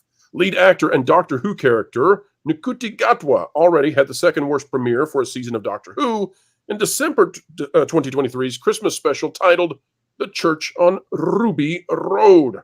According to the BBC, the episode only had 4.7 million viewers. If you know the legacy of Doctor Who, you know that this does not fit in with that legacy. And thank you to Blaze Media for pointing out That Park Place, citing the website. Great job also to John Trent. As That Park Place noted, however, this only beat out the original Doctor Who premiere, An Unearthly Child, that aired all the way back in 1963 to the tune of 4.4 million viewers. So they had to go back to 1963 to find an episode that did more poorly. It's worse than that. Please, Lou, tell me why. Do you know the story about that first episode? No, we need to know the story, please. Does the year 1963 strike you as to any major event that happened in that year in the world? Go on. Assassination of a president we all knew and loved? I don't know if we can talk about that on YouTube or not. It's so confusing, but yes. It turns out that was the same day as the premiere, and therefore nobody was watching. That is the show fascinating. Had to convince the BBC to run it again a second time. So the day when JFK went away, that is when this episode of this is when the Doctor Who episode. That's the only episode that this one beat. Is that one? Wow, what a story! If you there's a not only that, huh? No, I was just saying. Not only that, take into consideration in 1963. Not that many people had televisions yet. It was still kind of a new thing. And of course, nobody had ever heard of this show. It had no, this at least has the heritage of, it's Doctor Who. I like Doctor Who, for people to even try it. So, but there's a really great TV movie I think it's on Amazon, about the original creation of and shooting of Doctor Who way back then. And that fact is in there. It almost died before it began because nobody watched until they talked them into running it again a week later when the competition wasn't so terrible. Well, I just want to draw attention as well to what is behind the actor in this image. It's not just the Doctor Who logo. It's yet again poor old Disney Plus, still back there and still part of this narrative that surely they do not want to be a part of. So I'm just curious, guys. At what point are they going to realize that they should stop telling people to stop watching their stuff? I don't understand how this is a strategy that they keep going to. How can you be this dense? Nobody in any other industry is walking to the front of their retail space and shouting into the parking lot, if you don't like it, don't come in. Like, nobody does this because everybody understands that they want to give the consumer what the consumer wants. Panel, make it make sense for me. Well, I'll make it make sense for you. They've been doing it all along, just not overtly. When they put stuff in these shows that tells people who don't want it not to watch it, they're doing the same thing. They're just not coming out and giving an interview to reporters to tell them so. They've been telling people to turn off, and they've been obliging at Disney, at all of these places for quite a while now.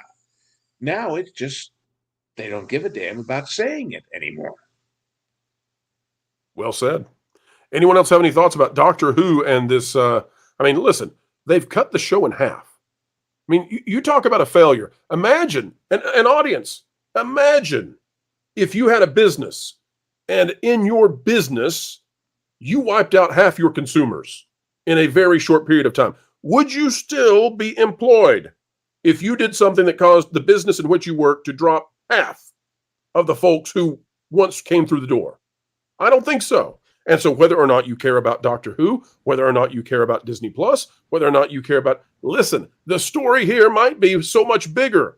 The story here might be that perhaps Hollywood should get their act together and realize that when they act petulantly, like their story is all that matters and you have to accept it no matter what, that what really happens is the audience leaves and the theater is empty and the streaming show isn't streamed no more. They go to Bluey instead, or something else that's halfway decent. We've seen all of these outlet closings of famous brands of late, of restaurants and retail outlets and stuff. But it isn't because they weren't trying to do good stuff. It's because the economy and a lot of other reasons that we can attribute. And I saw a thing the other day where I think it was Cracker Barrel was going to be re-upping their menu to make it more contemporary or something. But what if we saw the other day, I think it's 500 Red Lobsters are being closed because they're not doing well. What if instead of trying their best and still not making it, they'd announce tomorrow, hey, everybody who came for us with fish and shrimp, sorry, we're only serving grilled cheese sandwiches from now on. Come on anyway.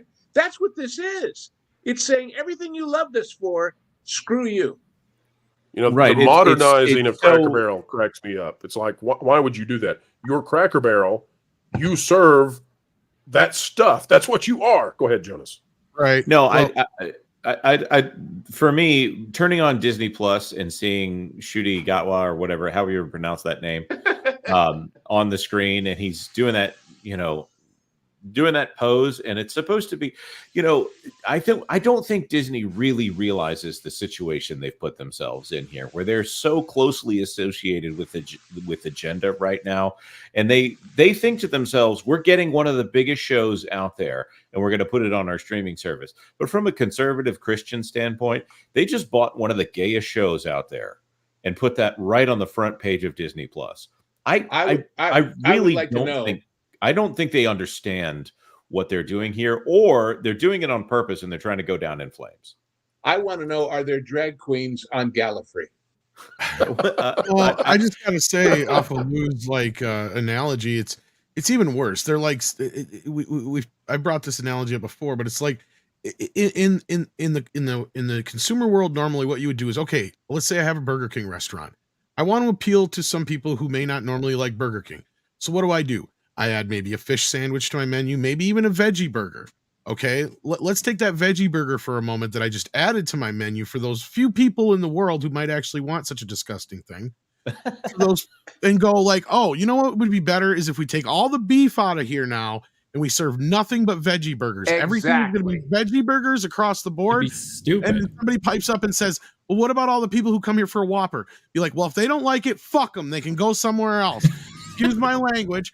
But yeah, that's what they're exactly saying right now. And it's like, they're not realizing that you're telling your massive 98.99% of your customer base to just go F themselves by doing that. And everybody who tells you that they're wrong for changing the Whopper, you're telling them that they're istophobe for not trying your veggie burger. That's exactly what's happening. Exactly. And they're wondering why they're bleeding customers. It's like and you're right, because like things like Red Lobster, you want to know why they're failing? They're failing because they're giving their customers too much of what they want. Red Lobster's failing because of the endless shrimp. That's the main thing that's killing them. When they did the should have switched to prawns promotion, when they did the all-you-can-eat shrimp promotion, they lost $13 million because people can eat a whole lot more than they thought they could. Hey, folks, we got breaking news right now. You ready?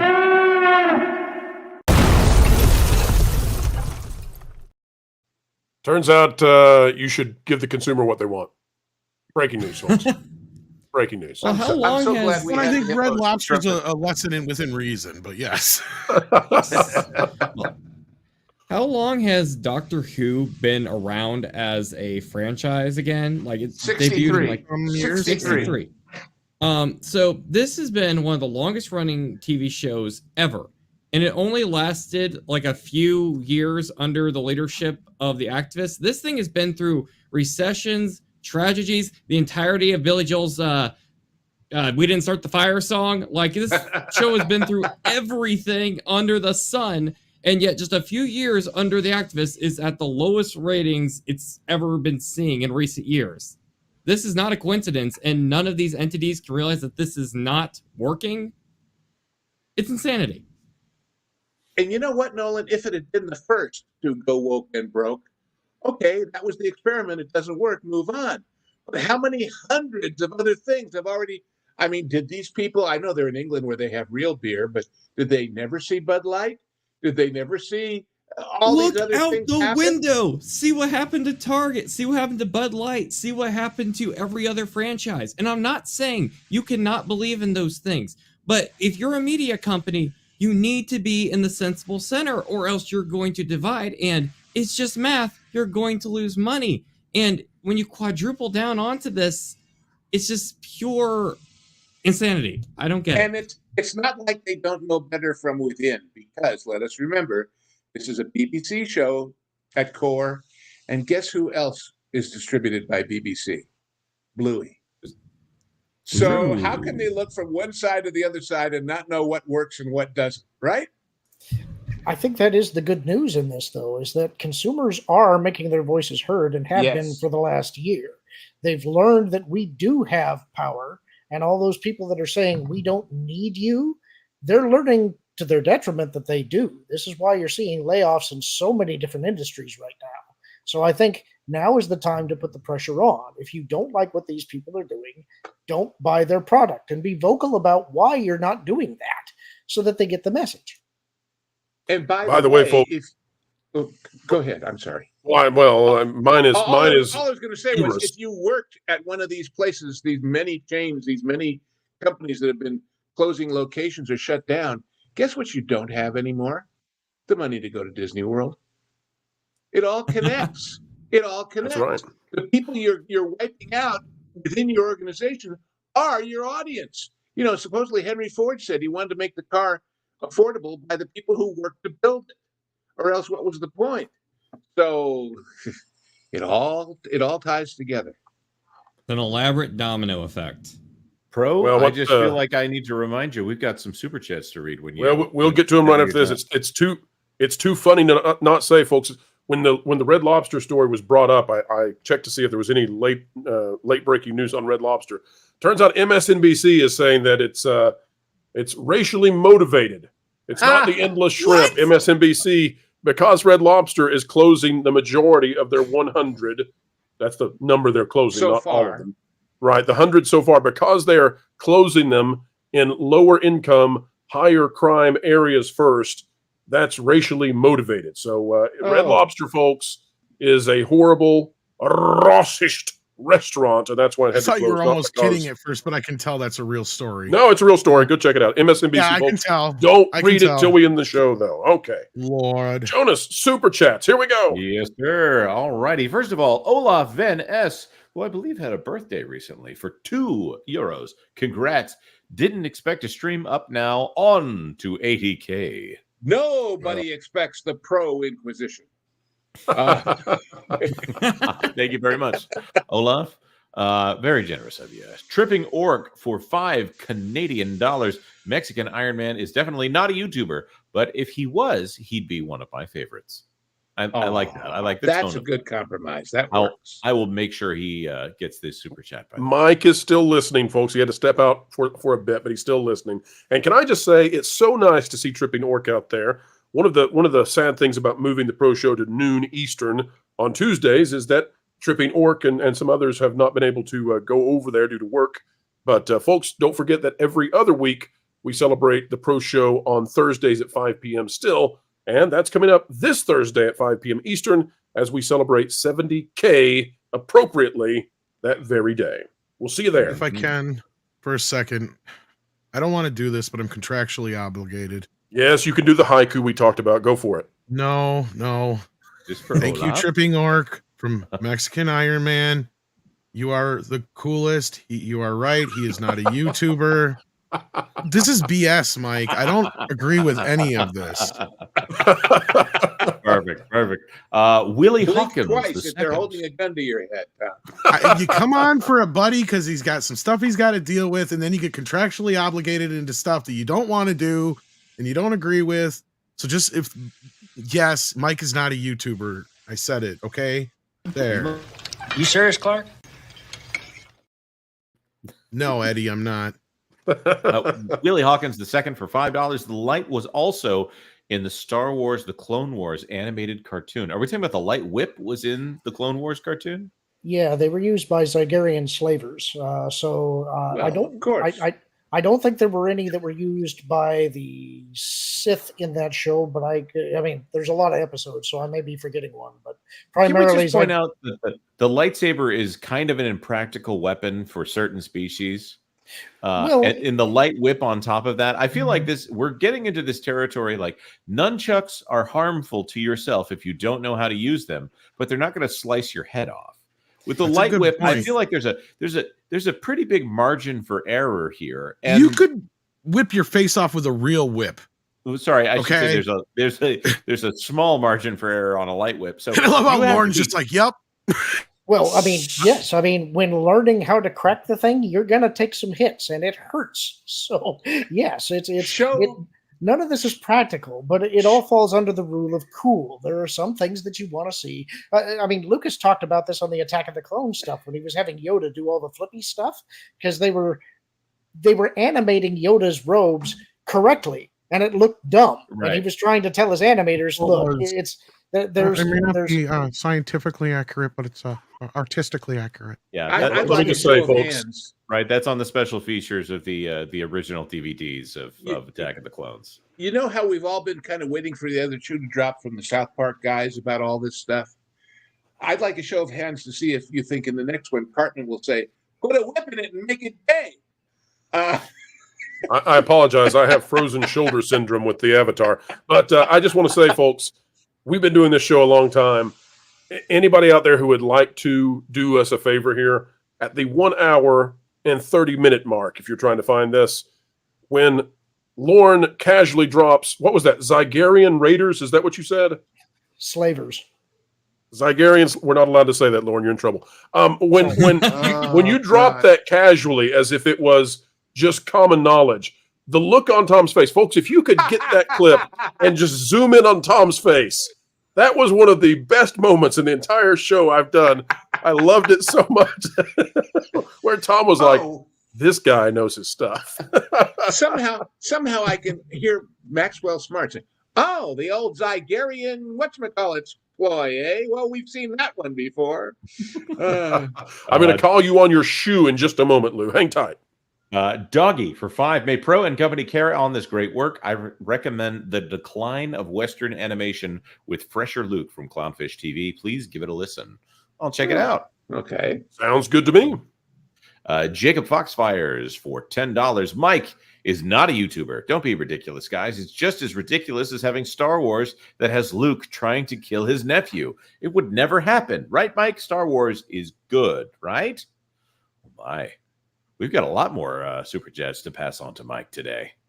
Thank you very much, Jacob Foxfires. And looks like Ryan Matheson became a YouTube member at the potential level. Thank you very much, Ryan.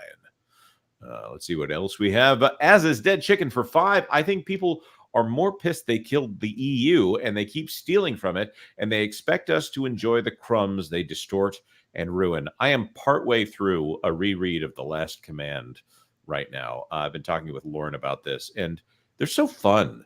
I know they're not like the most highly paced stories, the Zahn novels, but it's just nice to live in a world where the heroes continue to be heroes for a little while. Well, the important thing about the Zahn trilogy was that he got all of the characters' voices right. He knew how each of them spoke and what their mannerisms were, and I think that's ultimately why they worked. And it didn't escape me that Lando Calrissian, when given several vintages he could order, he ordered the 45.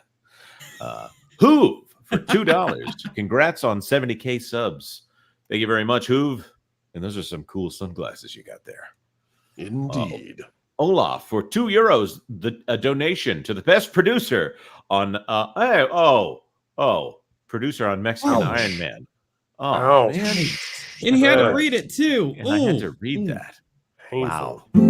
I thought that chicken tacos are better than the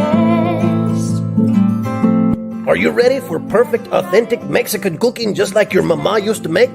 Come on down to Mexican Iron Man's Rabbit Chicken Tacos and Lawn Care Services, where not only do you get the freshest in Mexican cuisine, but you also get a fresh cut lawn. And don't forget to check out our second location, wherever the police have not yet run the van away from. Mexican Iron Man, rabbit chicken tacos, lawn care services. And if you think the cilantro tastes very fresh, it's no accidente, amigo.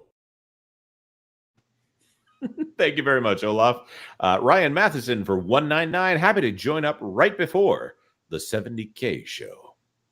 Absolutely. Happy to have you aboard. And folks, we are just beginning. The Hollywood elites, they can't stand it, but we have many years, nay, decades in the tank, and we are just beginning the adventure together. Going Shogi for $4.99. Why not just make the whip Beskar? A floppy laser is kind of stupid. They can fix that these days. The things from Power Rangers are starting to look more realistic than the stuff from Star Wars. Ooh, that's a good point. Mark of Reality for $5. Why did they use the blue bald space lesbians from Mass Effect for the Jedi in this show? Isn't that actual cultural appropriation or something? I think she's actually green, so maybe it's one of those who's sick. Don't know. Or they got the wrong milk. The waiter screwed up their order for the milk. You are what you drink. I've heard that. Cyrano 2960 for $5. The Light Whip demo is going to be open up an interesting line at Galaxy's Edge. Safe word is girl boss.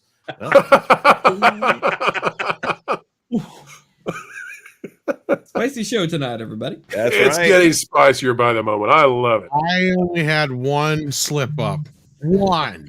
William Thompson gifted 10 WDW Pro memberships. And then right after that, he gifted 10 more WDW Pro memberships.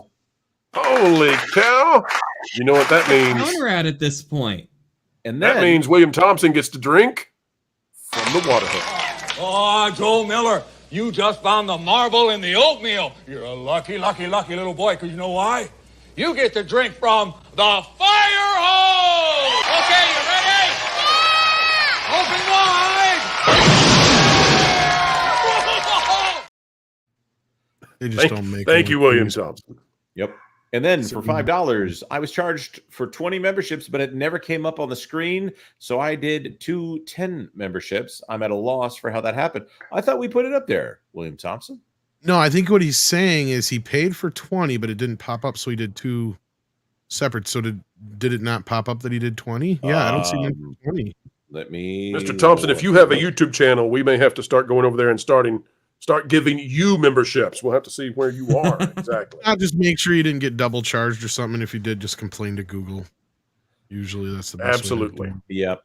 Let's see. And Red Tigress, remember, for 12. It's more than the progressive themes, though, a huge part of it. The stories are bad. Also, the progressive people they are trying to attract will sing their praises on Twitter, but not watch the show. Good point. Yeah. That's X-Men 97. It's true.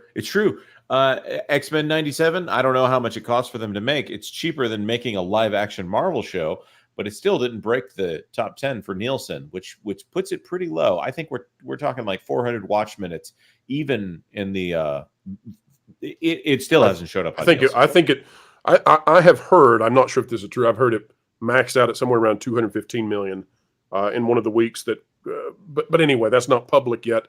But a lot of people liked X-Men 97.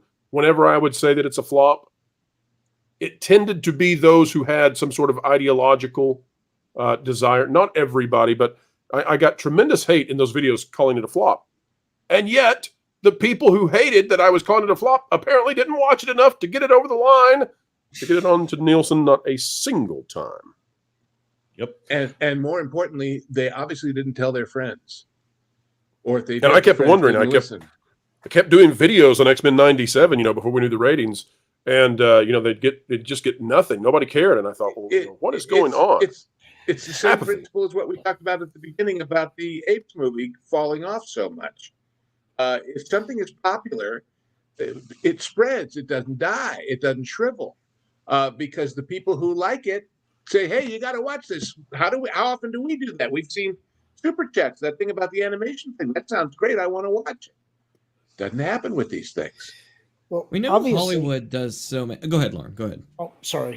I was just going to say, I haven't watched X-Men 97, but I think some of the pushback may have been a misunderstanding of the meaning of how you're using flop. Because from what I did hear from people who saw it, it sounded like the story was good.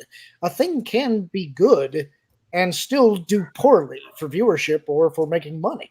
And so I think just because you're calling it a flop doesn't mean you're necessarily denigrating the story. It just means that people didn't watch.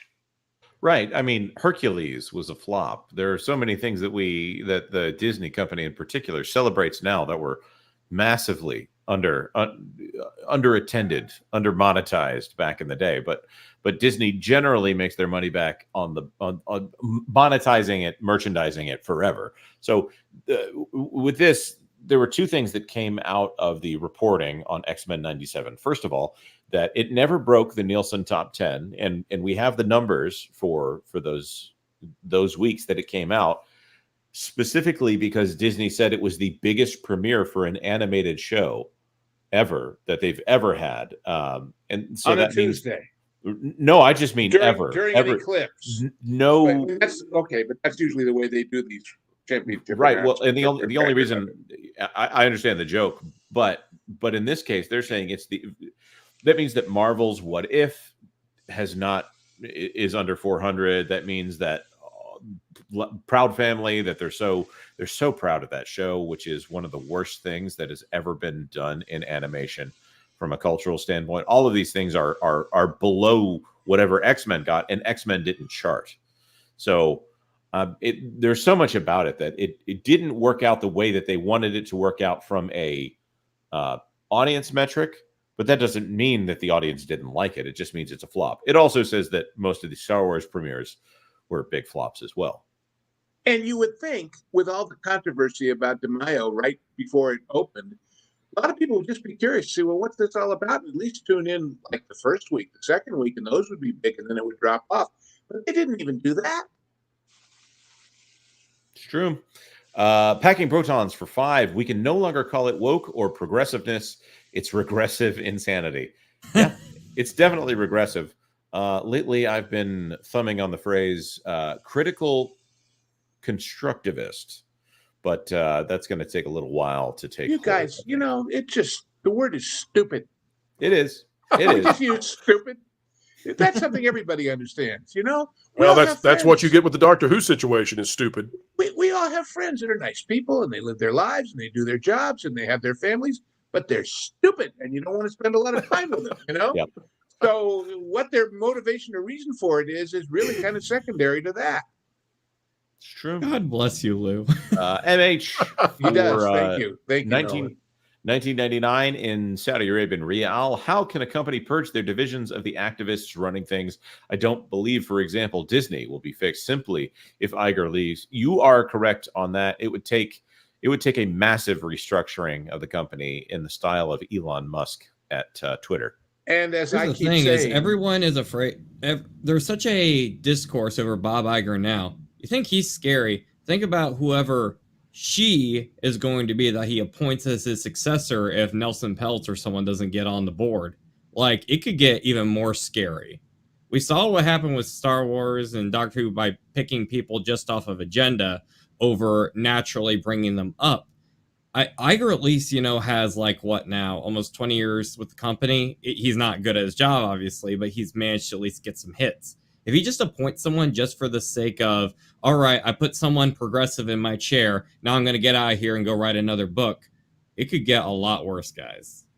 First of all, he'll never get out of there and write another book.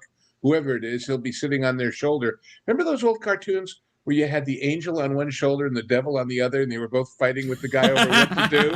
Well, the difference is he has no angel. But aside from that, the issue is not if they came in fresh and cleaned house and got rid of all these hundreds of awful people. The issue is who do they replace them with who is willing to take the risk that they won't get treated the same way that the good people got treated before. They have so blown their credibility with any good people that a lot of people are just, I don't want that job. Thanks a lot. I'd rather do my own thing or work for somebody else. It's across the board. It's not just by gender and political ideology. Like, they pretty much push anybody out who doesn't agree with their exact theme of the day. It's stupid. Yep. Butterbiscuit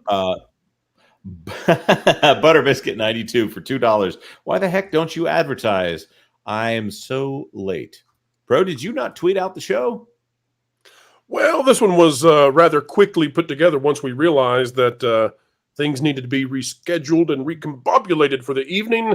But apologies, Butterbiscuit. I am happy, though, that you at least saw that we were doing the show. Someone out there said that they had been involuntarily unsubscribed. And I just find that to be a horrific thing. So, folks, make sure you stay subscribed and defeat those naughty algorithms that might stop you otherwise.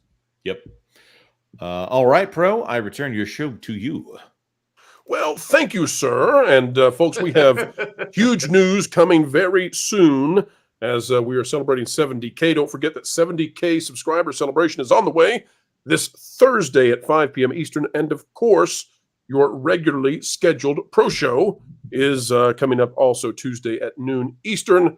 And we have more Star Wars news right now, folks. Let's get to it. Here we go. Lord, apologies, but we have to go to the Bespin Bulletin to see what the latest rumor is. And I'm here to tell you, my sources, my contacts, who I think have been pretty darn good over the years, well, there's no confirmation on my side of this. So please understand that while this is a rumor and speculation topic, I'm not the one bringing you the rumor. This is straight out of the Bespin Bulletin. It says, is James Mangold's Star Wars movie titled Star Wars Jedi Prime? And I think there's some interesting things to talk about here, but it says in April 2023, James Mangold took to the stage at Star Wars Celebration in London and revealed that he was working on an untitled Star Wars film that he would both write and direct, which would explore the origins of the Jedi and sported the working title Star Wars Dawn of the Jedi. But do we now know the official title? Before we go any further, Lauren, after what we just watched with Indiana Jones and the Dial of Destiny, you think it's a good idea to have James Mangold and Kathleen Kennedy do a movie that sets all of the rules for Jedi from henceforth with the very first of them? You think that's a great idea, or maybe that's literally the worst possible place they could go to? I do think this is probably the worst place that they could go to. That's why Kathy's doing it. Well, yeah, I think if you want to try and cement the agenda that you've been setting all this time, then this is how you would try to do that. If you can set the origin point for the Jedi and everything that goes from there, it taints everything forever. And that's kind of the problem that the sequel trilogy caused, is that it retroactively made the original movies worse. And so I think that's a problem, and that's part of why you need to get rid of the sequel trilogy. But I have my own doubts as to whether or not this project is going to go forward. This feels to me like they need to have something in the news, and so somebody's probably dropping something to someone and hoping that people start talking about it. Well, that's sort of what I think. If they call it this, will the May the 4th become Jedi Prime Day with special deals on merch? I'd like a Jedi Prime rib if that's possible. Yeah, but Banta ribs or whatever it is. I mean, really, I think the comparisons to Amazon, I think they kind of own that word, and I understand there's other people that use it, but that's a bad idea. That's a really bad idea. Well, let's see what Bespin has to say. It says, producer Simon Emmanuel, during an interview with SFX Magazine, spoke briefly on James Mangold's upcoming untitled Star Wars flick. Emmanuel told the magazine, James Jedi Prime is set thousands and thousands of years before the original trilogy, and I'm really excited to see what happens there.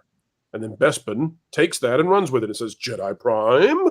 That's not a name we've heard before in relation to the Mangold effort. As mentioned, the working title for Mangold's untitled Star Wars film has been Dawn, and has been the name that fans refer to it as, all 5 of them. Admittedly, I quite like the name Jedi Prime, says Bespin, and I hope somebody photoshops Optimus Prime sporting some Jedi robes and wielding a lightsaber. But it's not as good. It's not as good, Dawn of the Jedi in my book, and it's likely also just another working title for what some at Lucasfilm refer to the project as. Now, this goes on to talk about Jeff Snyder and what Jeff Snyder has said, which is that the Rey movie is delayed and that this film, this James Mangold film, will slide into the Rey movie slot. Now, Jonas, we can't talk a lot about the Rey movie situation because we don't have enough to go out and do what we usually do.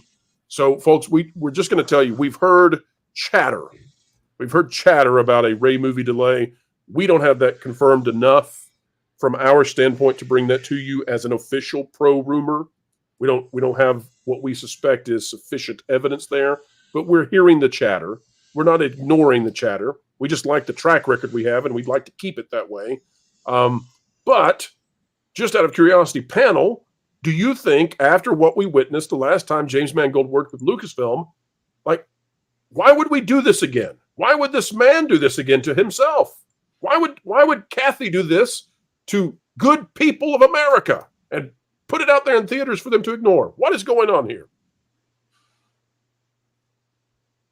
Not everybody at once now. Calm down, gentlemen. You'll get your turn. You'll get your turn. I thought I was being told not to comment because I know things. They have to play with each other because nobody else will play with them.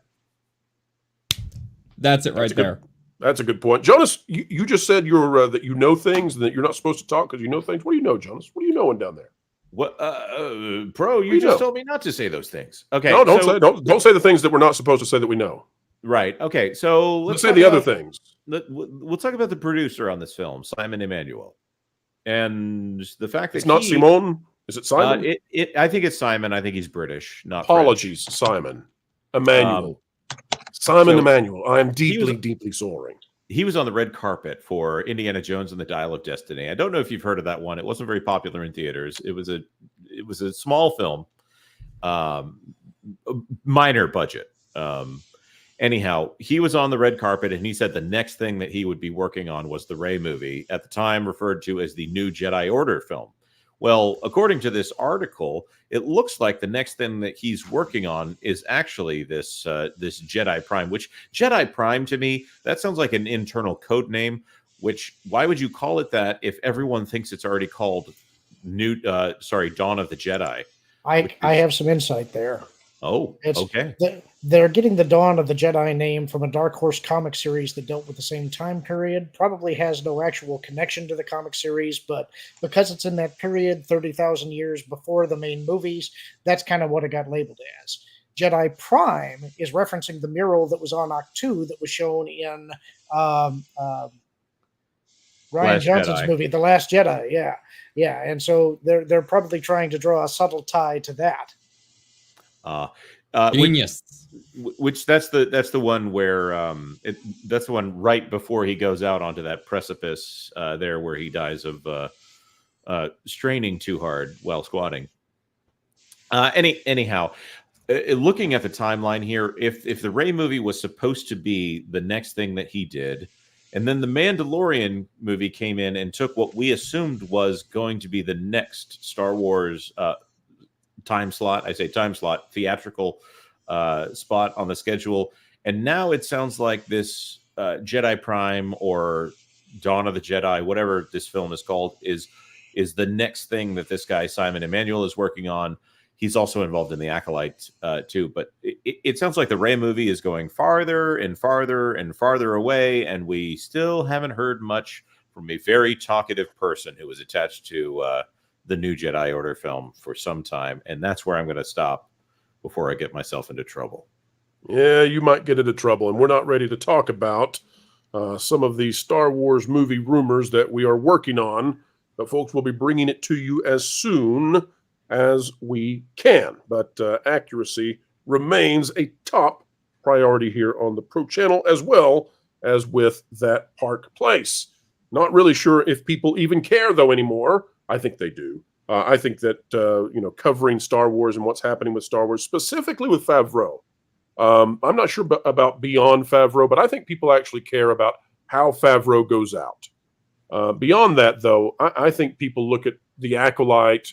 I think people look at Jedi Prime, if that's really going to be a movie. I think they look at that and they kind of stare at it like roadkill that you can't believe the car could even run it over, but yet somehow it happened.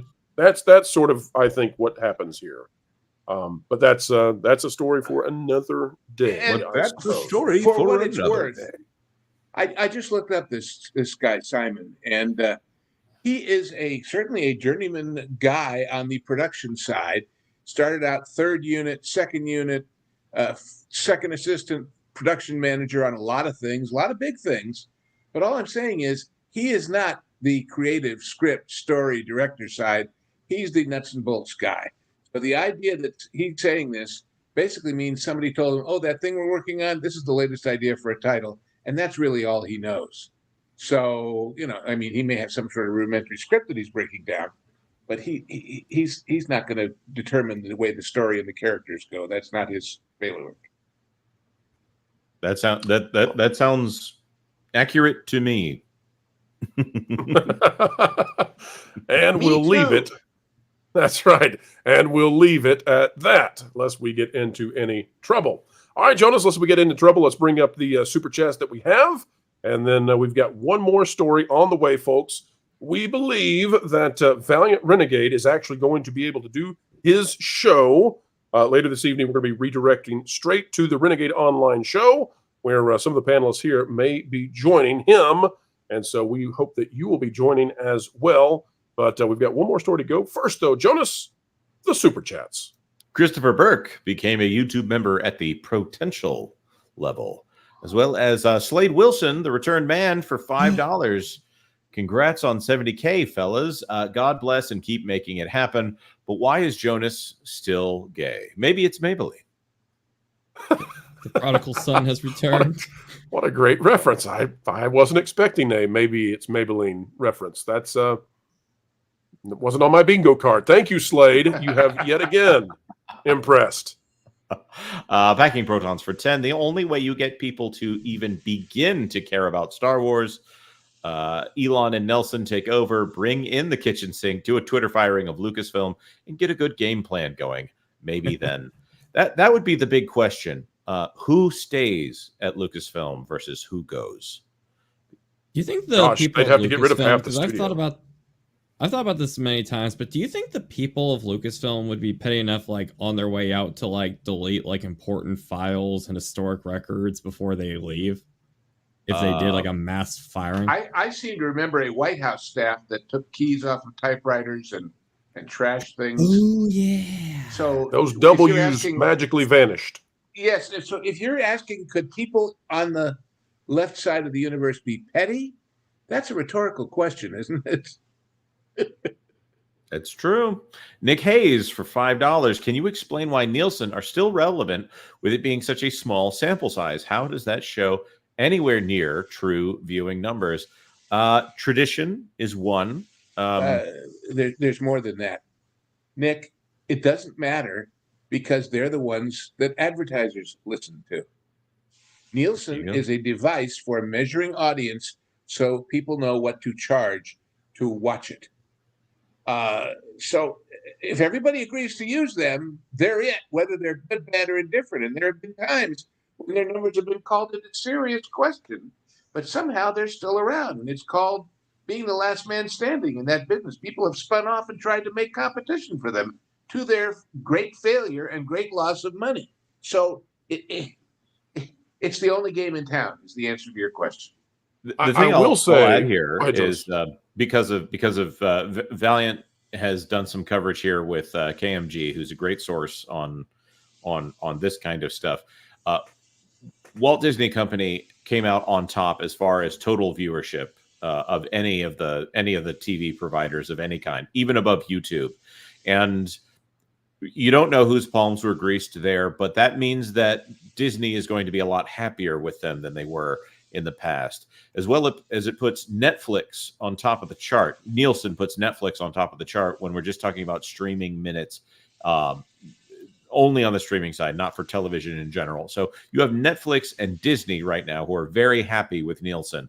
So I would say their position is secure, as well as, of course, the fact that a bunch of Hulu shows are now showing up on Nielsen data. I think they're going to be stuck in place for a pretty good amount of time.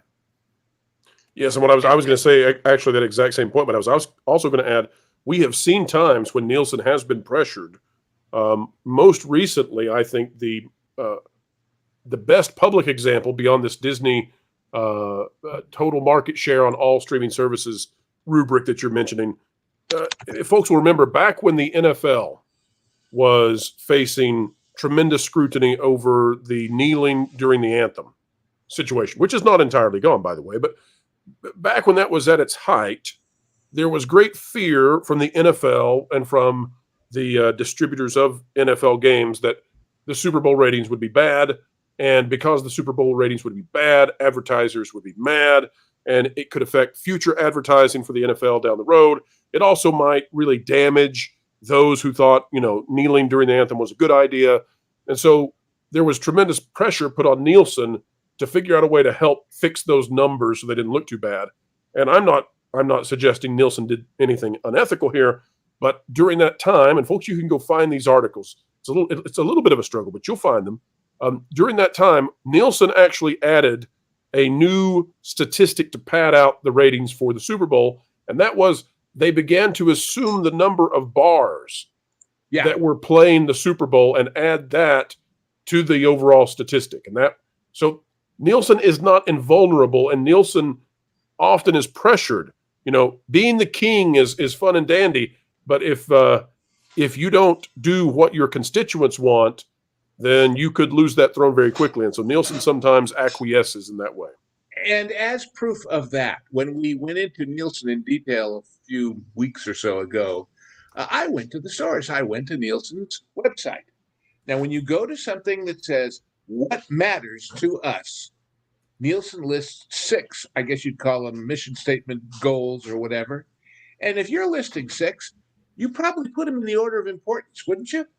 Here are the 6. Are you ready? Number 1, diversity, equity, and inclusion. Number 2, responsibility and sustainability. I bet belonging's in here somewhere. Wait, number 3, privacy. Number 4, innovation. Number 5, public policy. And dead last, are you ready? Trust. I'm ready. Trust. Oh, no. If you don't got trust, you don't got nothing, folks. Well, you think Lou, have you heard they're trying to switch this DEI, though? They're putting a B on the end of it now. It's Deb. Oh. It's not Karen, it's Deb. And Deb, the B stands for belonging. So diversity, equity, inclusion, and belonging. A lot of companies are going with that now. Have you heard about that? I haven't, but... Well, I hate to be the bearer of bad news, but there it is. Well, it sounds like the expansion of LGBTQXYZ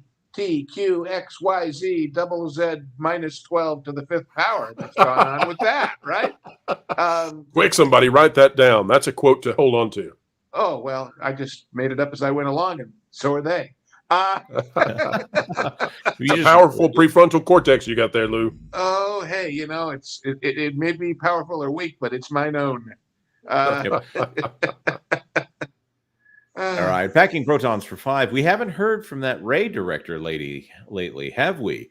Seems to have vanished. Amazing, isn't it? We know not what we can say about this PP, but we will see if in the future that changes.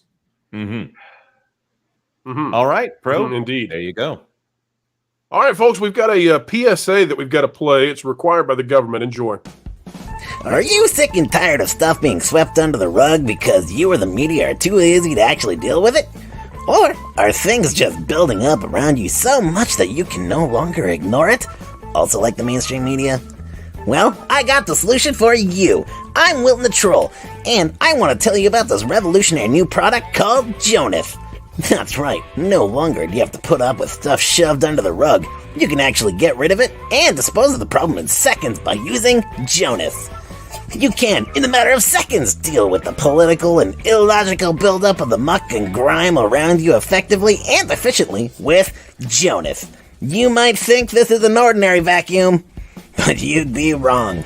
You can clean up and remove from one end, but Jonas, he actually works from both ends. From the back end, Jonas can blow a whole bunch of hot air, and that's cool. Remember, folks, if you actually want to deal with the dirt and grime the mainstream media has been neglectful about, get Jonas, because Jonas sucks.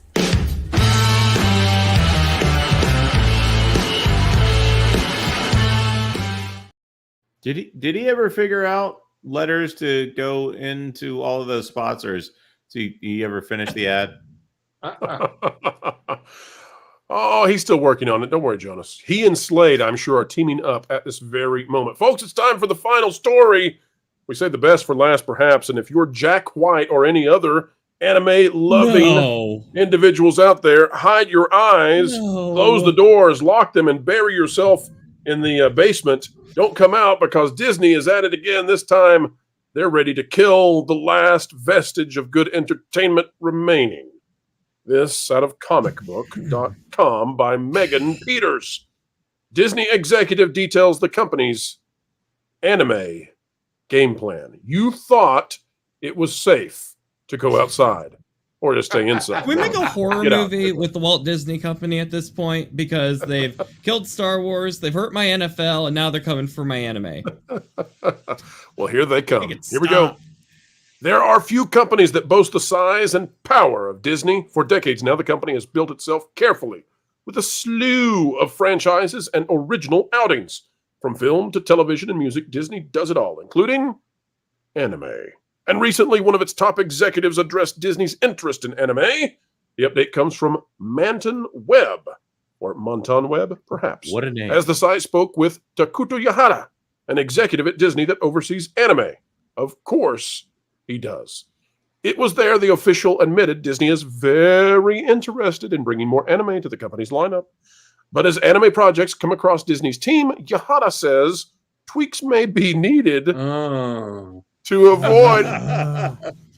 Folks, I am so sorry for those of you who have loved anime. I am so sorry for those of you who love Japan. They're at it again. They cannot coexist, because anime is supposed to be like a caricature of like life. It's too ridiculous. You have everyone super muscular or super sexy or super ridiculous and wild, the stuff that would never be PC. These two cannot coexist. It's like getting two different types of animals and introduce them to each other. They will kill each other. It can't work. I just love that right off the bat. Like, they don't even talk about what are the properties they would like to buy. They don't talk about what sort of ideas they have for stories. Like, right off the bat, the very first thing we get is, oh, by the way, we may have to tweak this because, well, it's not up to our standards. It's not up to our viewership's desires and needs. And, well, it's not as pristine as what modern Disney does. Maybe we'll get some disclaimers put on the anime. What do you guys think? Could you imagine going to someone's house and being like, you see a photo of them with their grandma, and you're like, man, I wish that was my family in that photo. I should change it a little bit. Like, this is Disney with anime. Well, let's read on. Japanese anime is now entering a golden age, they say. The size of the market has exceeded 3 trillion yen and continues to reach new highs. Then, when asked if anime's usual tropes would suit an audience as large and modern as the one Disney commands, the executive made sure to hedge their bets. I don't think any major shift has been made, Yahara said. The fundamental storytelling, the precision of the action, etc. have not changed. But, there may be a shift toward adopting more acceptable expressions. To be seen by many people, expressions that do not hurt or mislead people are a given. That is not a negative thing, but perhaps an evolution. Now that we're distributing to a larger market with a service that can be viewed by adults and children at any time, our awareness is changing. Panel, does Disney at this point realize they truly are the villain? Like, they slaughter every golden goose that comes upon their way. It doesn't matter if it's at another farm. They will cross the fence and slay that goose as best they can. If they have to set sail to Tokyo to find properties that are successful so that they can strike them down, they will do it. Every villain sees themselves as the righteous hero. They're That's basically right. Veruca Salt at this point. Right. They're a plague. A good friend, script actor, likes to point out that whenever Disney buys something, it's got about 10 years of life left into it before it's total garbage. The Muppets, Pixar. I mean, at this point, Walt Disney Animation itself, Marvel, Star Wars. It's just they buy things and then they mass produce it. I'm not going to do the slapping the table meme here from Jeff Goldblum from Jurassic Park, but they market it and then they kill it. They don't understand it, and they don't understand why they're going through all the motions. Now, Daddy. Veruca Salt, yeah, absolutely. But this Veruca only wants to own it to destroy it, right? And that's the amazing thing is that Disney here. That goose is going to last long with that chicky poo? No. But think about this, Tom. Here Disney is. They want to buy the anime stuff, but they don't want to talk about what the stories would be. They don't want to talk about what they could do with anime that would be fresh and exciting. They literally, the very first things they say about it from the executive who would help buy it, the very first thing that ever comes to mind is, how can we retrofit this for the modern messaging? How can we make this inoffensive to Southern California and New York? Do they not realize that if they transform this into what they think it should be, then it is no longer what it is, and therefore it does not win any longer in the same way that their stuff sucks at the moment? It's like that paradox where you have like the old ship that's like damaged, like the old pirate ship made out of wood, and you take a piece off the ship and you keep taking off pieces of the ship that you don't like anymore. You put it in a pile, and then eventually you take that old pile of wood and you build it into another ship. And then you've replaced every piece of wood on that old ship. And you have to ask, what is the original ship? That's what Bob Iger's been doing with everything he acquires. Change everything to where you can't even recognize it anymore. And it's just a disaster that no one wants to see. Yeah, that's the ship of Theseus. And then if you reconstruct it somewhere else, is the replaced vessel the ship of Theseus, or if you take those planks and construct using the old plank Theseus. So what's funny is WandaVision actually ended up using this illustration, and I got to do a joke on that in Everything Woke, saying that they were accidentally describing themselves. It's accurate.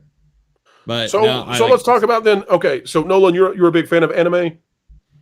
Yeah, all right. I want to watch more than what I do, but I do love it. And My Hero Academia, a while back during the pandemic, I saw the first season. It was one of the most heart-filled family connection type shows I'd ever seen in my life.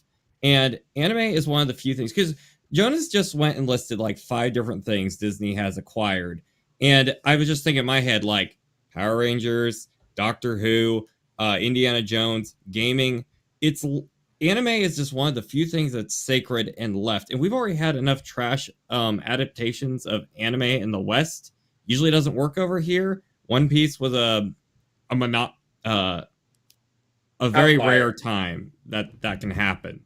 Well, I'm just curious, are there certain anime properties that we should beg? Like maybe we should actually be willing, for Jack White and for others who love this thing, maybe we should be willing to say, please, save it from the doom that is Star Wars. We beg of thee, don't buy this. Like, are there certain shows that we should beg at this point and just say, Disney, if you have one good notion in your heart remaining, spare this property, buy it not. I'll tell you what the first one they'll go for is.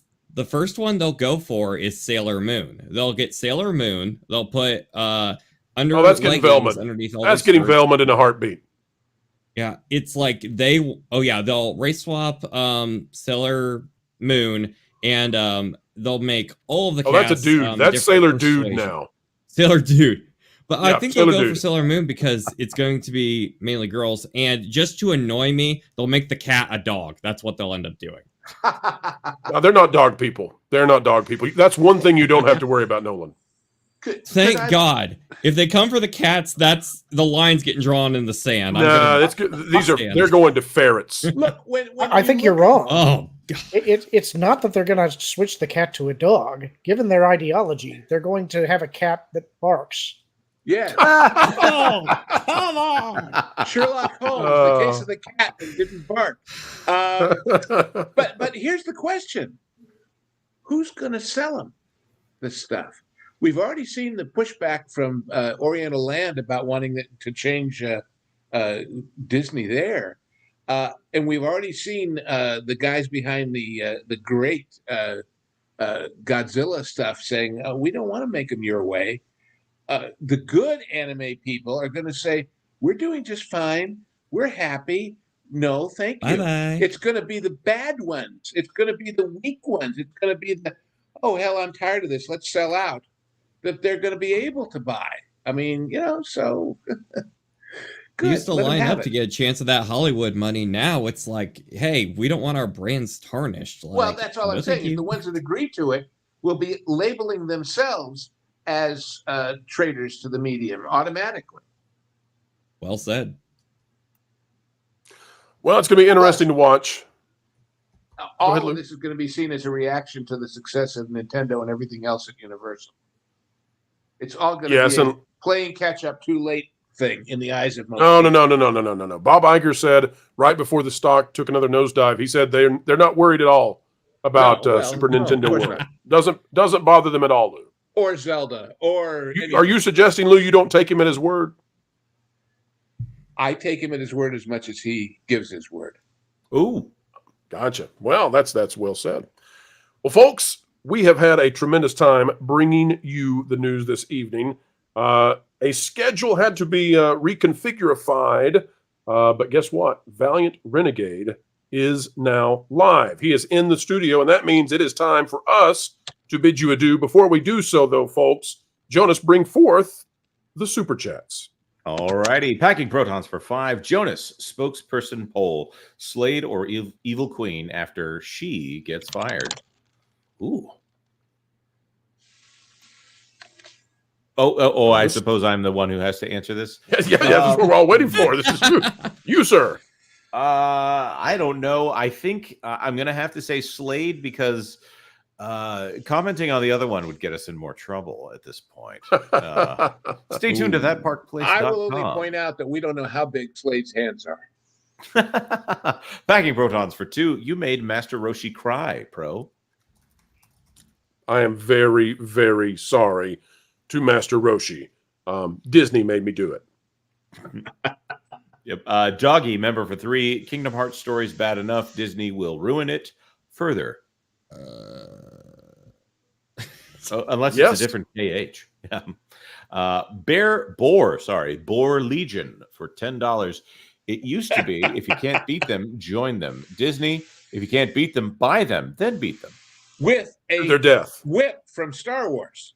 And then bore them. It's the Microsoft strategy. Yep. Willie maybe with a rubber hose. Willie Hawkins, the second for 10. They don't even properly advertise the animated they get on Hulu. If they do get anime, they should just stick to the child-friendly anime, and they better not touch the Gundam series. I'm excited to see them do Gurren Lagann. They give Yoko, instead of her one top, they just give her a dang turtleneck. That'll be great. That's right. All right, folks. So Willie Hawkins is saying it's beg time for Gundam. We're going to have to lay down. We're going to have to be on the ground and beg Disney, please, leave Gundam alone. Don't touch it. Leave it alone. Alpha Omega for $2. Disney has anime. It flopped due to no marketing.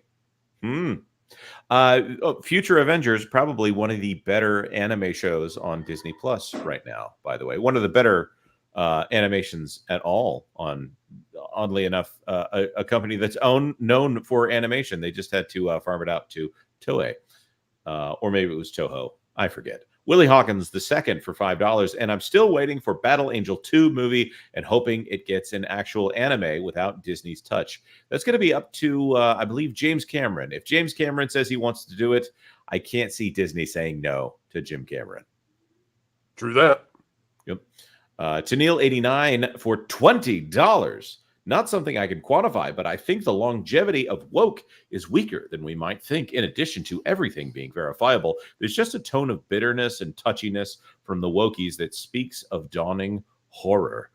Man, that's right on the money. It's Was it Carrie Smith on this show said it was the spirit of Cain? I think that like dirty hippies of yore, we've reached the point now where everyone is just hoping the bath is on the way. Packing protons for $5. I'm worried about the up-and-coming series that want a quick manga turned into anime. Psych House is a fun series. New one like that might go to Disney. They're willing to put up more money than most to just get something on the streaming service. For fans of Psych House, we apologize. We're sorry. Willie Hawkins II for $10. And we already had the whole thing with the localizers being pushed out because of all the nonsense they've been doing for English dubbing of anime. Well, yep, that's a whole different kind of nonsense. And Disney brings in their own nonsense. That's right. Disney might want to hire them. They've already identified themselves as perfect candidates for the House of Mouse. Calling it now. The moment they get fired from Sony or Funimation or whatever, Disney's going to hire them in a heartbeat, and that's when you're going to get the announcement. Calling it now. Indeed. Louis Messina, member for 2. Disney doesn't understand anime appeal. Bad idea.